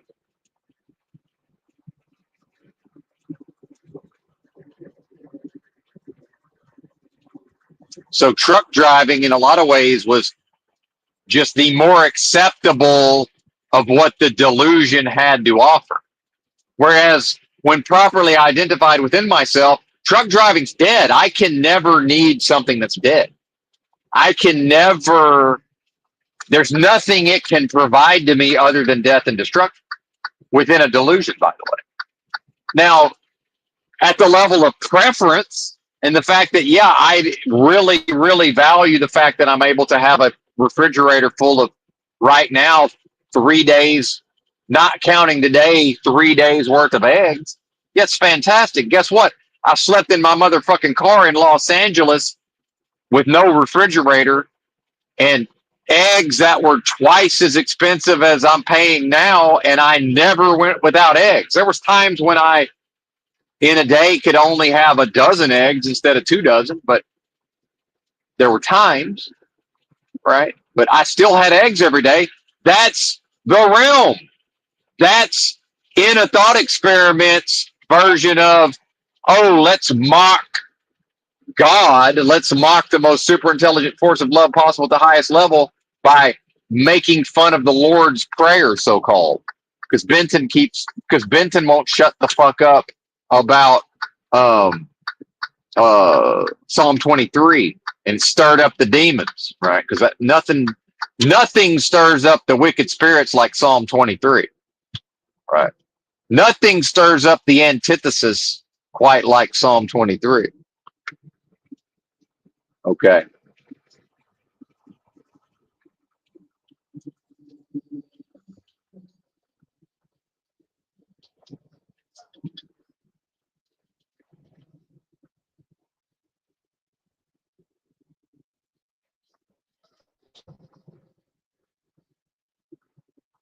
So they give us this day our daily bread, right? To me, that's the fake it till you make it of the version of Benton from earlier in my whatever this evolution has been. Well, I don't know exactly what the evolution has been, but it's when I was beginning to work towards the thing, and I won't know what the thing is until I get there, right? The recent when love comes to town, true knowledge of self aspects, right? Oh, fuck. I need to pull over and use the bathroom, and there's a broke down trucker. Although he might just be sleeping there with his triangles out. But the triangles are in the way of me pulling in behind him. Thanks, buddy. And now it's severe tire damage just to try to get off the road here to take a pee-pee. I'm not doing that. I'm going to hang out on the pavement just long enough, kind of in a wide spot, just long enough to tinkle. All right, hang on. I'll be right back. Hold on. Oh, man.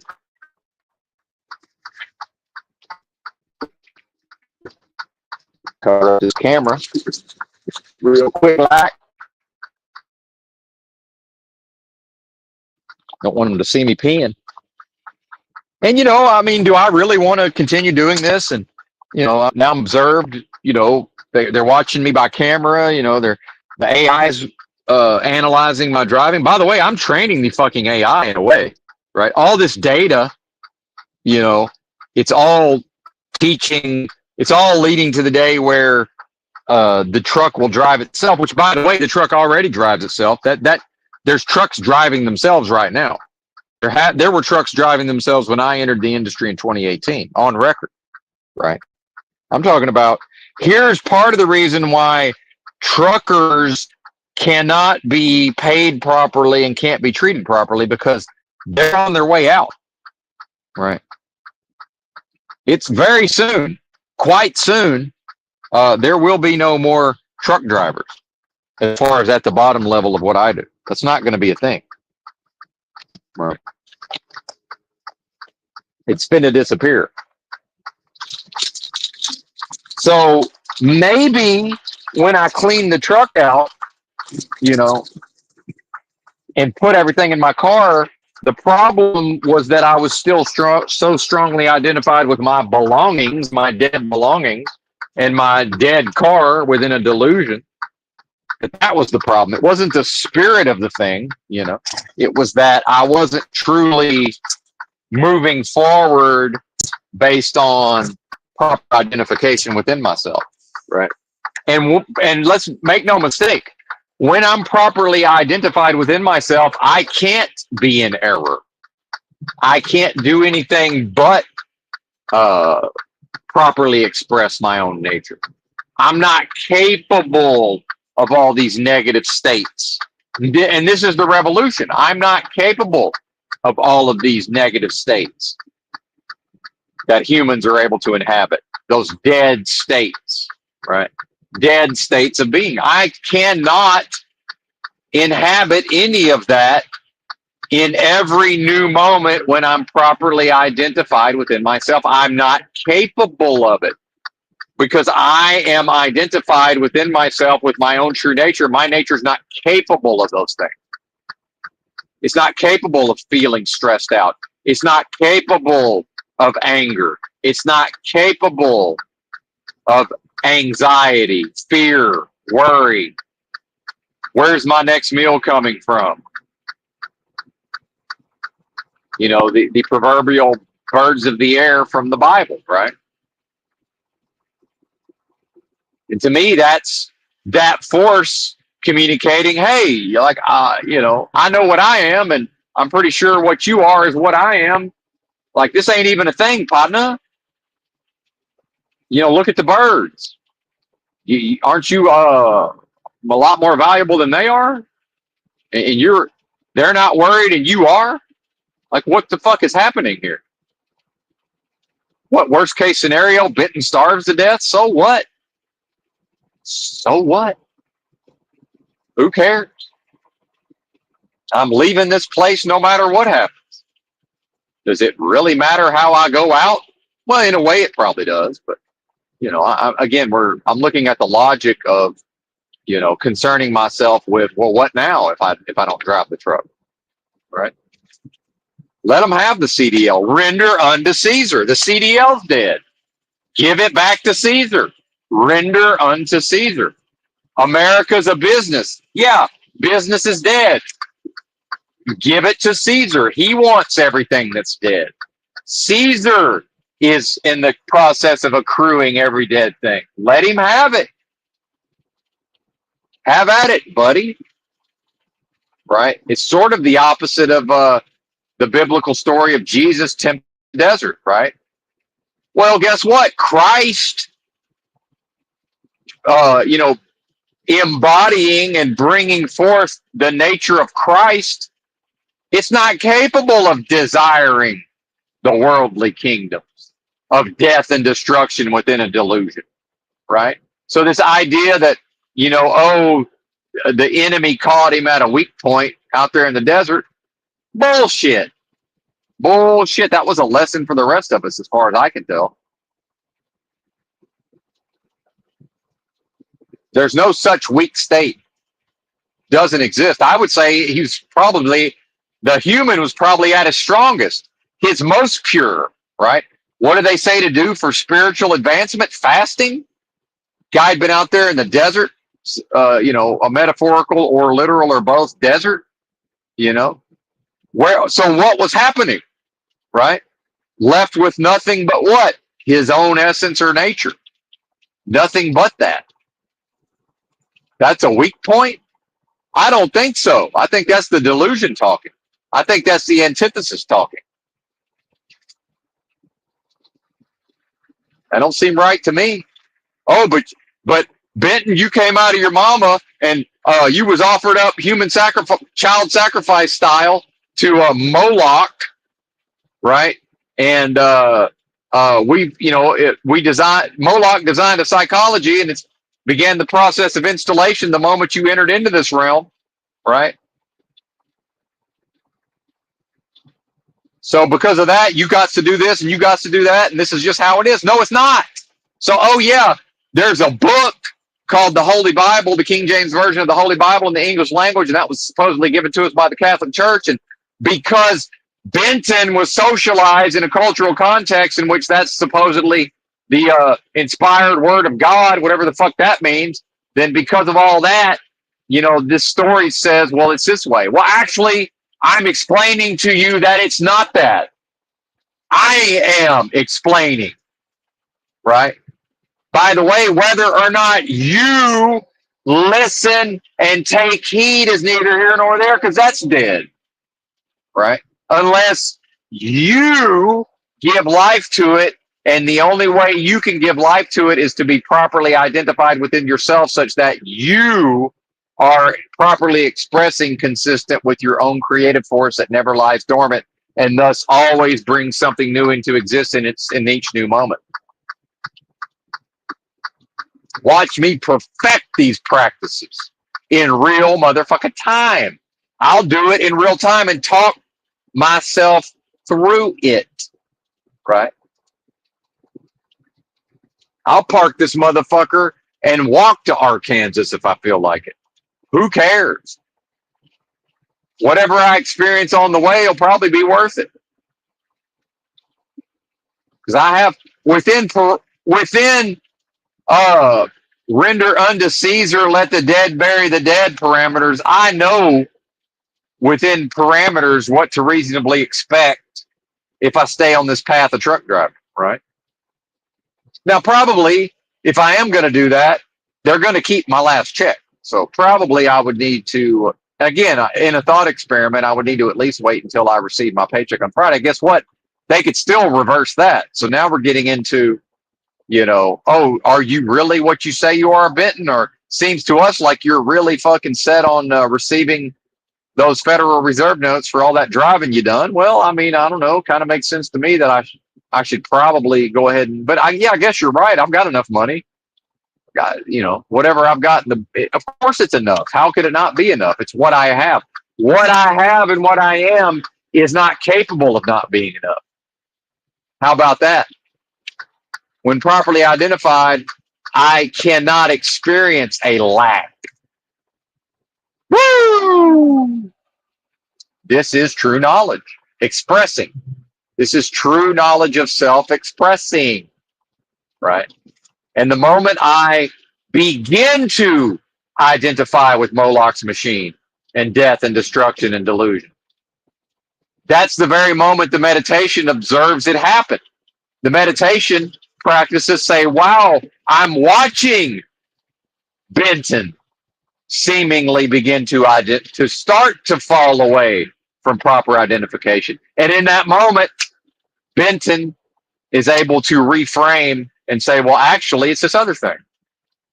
Actually, how about sin, meaning to miss? I'm temporarily began to miss the mark. Let's go back to ringing that steel of hitting what we're aiming at correctly. What to do? What to express my nature, right?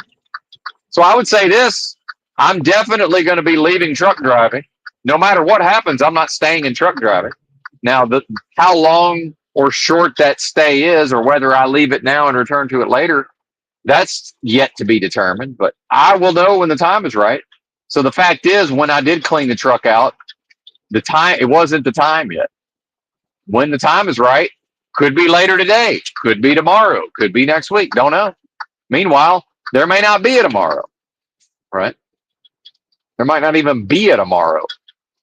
Tomorrow's dead.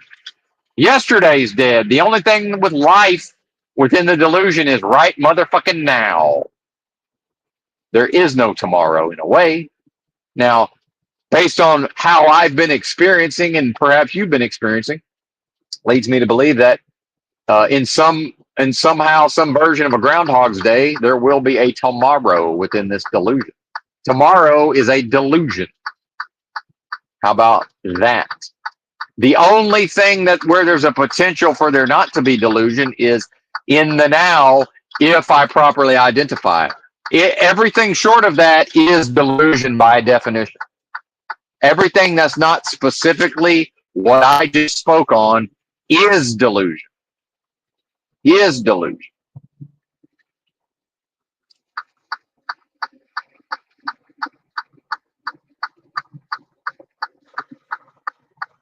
And now we got a bunch of cars back there scared to pass.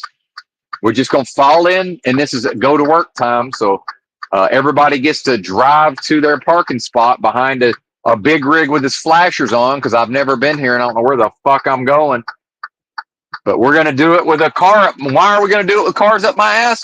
Because they want to look at their screen and giggle at their feed. That's all they care about. They're happy to go 17 with a wide open lane where they could just drive right the fuck around me, even though they're going to make now they figured it out. Oh, let's not follow at 17 miles an hour buried up the ass of a big rig. Because what happened? They looked up from their screen long enough to come to reality, because they were so within the delusion and the death that they didn't even realize that they were behind an 18-mile-an-hour big rig with its flashers on. They didn't even realize that. And then they said, well, wait a minute. We're probably going to the same place that big rig is. So why don't we just go ahead and drive into that wide open lane and go around the big rig? Because we're going to have to get off of our phones to walk into the building anyway. And then we're going to have to wait till we go to the bathroom for 20 minutes to look at our phone, right? Or wait for break, or wait for lunch, or wait till our supervisor's not looking. That's life. That's most people nowadays. That's almost everybody. And that's their strongest fucking motivation. Right. Is what do I have to do to be able to look at that screen? Period. And people may or may not be aware of it. It doesn't really fucking matter. That's what is happening. And the vast majority of everybody is operating on those levels.